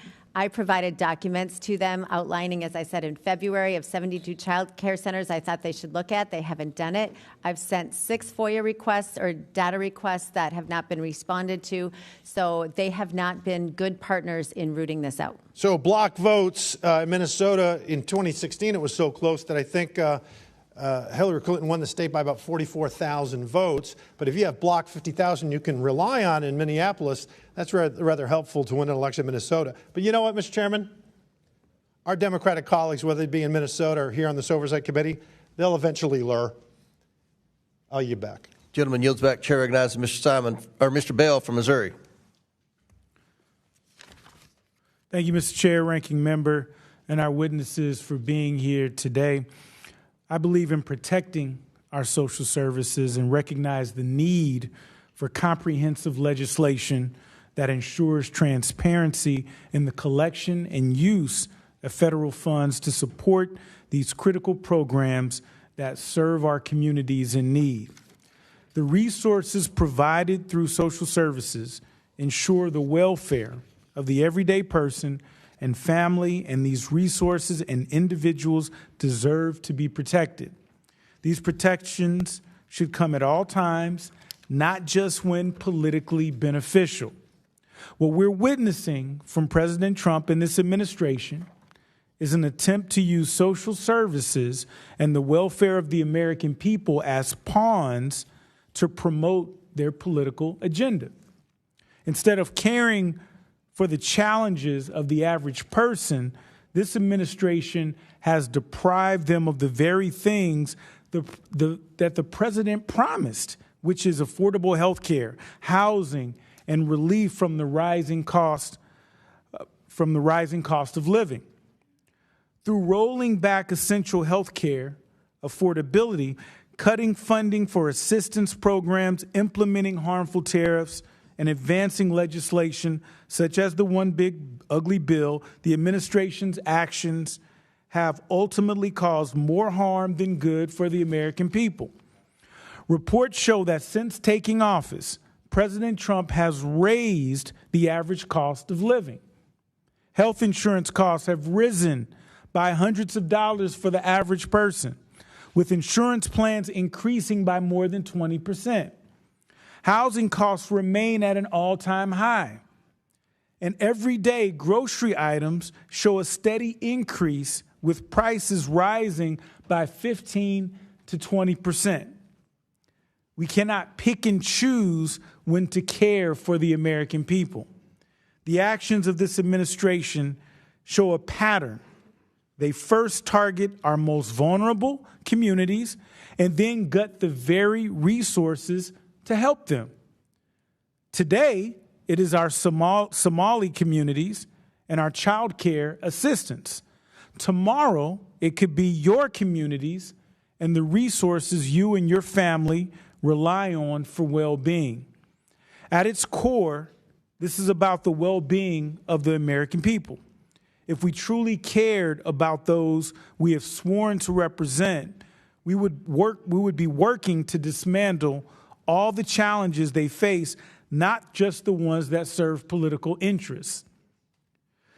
Mr. Baloo, President Trump has recently made comments on efforts to freeze child care funding in California, Colorado, Illinois, and New York. Would these actions benefit or harm children and families? Oh, of course they're going to harm it. President Trump has fired thousands of employees across critical departments and has issued Executive Order 14356, restricting agencies from filling vacant positions or creating new ones unless approved under the order or required by law. Can you speak to how these actions could harm the government's ability to root out waste, fraud, and abuse? Absolutely. So, it's going to make it harder both to administer these services and then to identify fraud in the first place. One of the things that I'm particularly concerned about is to go after fraud. One of the easiest ways to do it is to prosecute tax crimes. The challenge that we've got right now is the administration has announced a plan to disband the tax division of the Department of Justice entirely. And that's going to make it much harder to prosecute these sorts of crimes. And can you speak from your work as a federal prosecutor on how President Trump's actions have contradicted his promises to the American people? Well, to the extent that this administration says that it cares about waste, fraud, and abuse, it seems like that is a selective care. You can look at cases like Paul Walzak, who, was convicted of fraud and withheld $10 million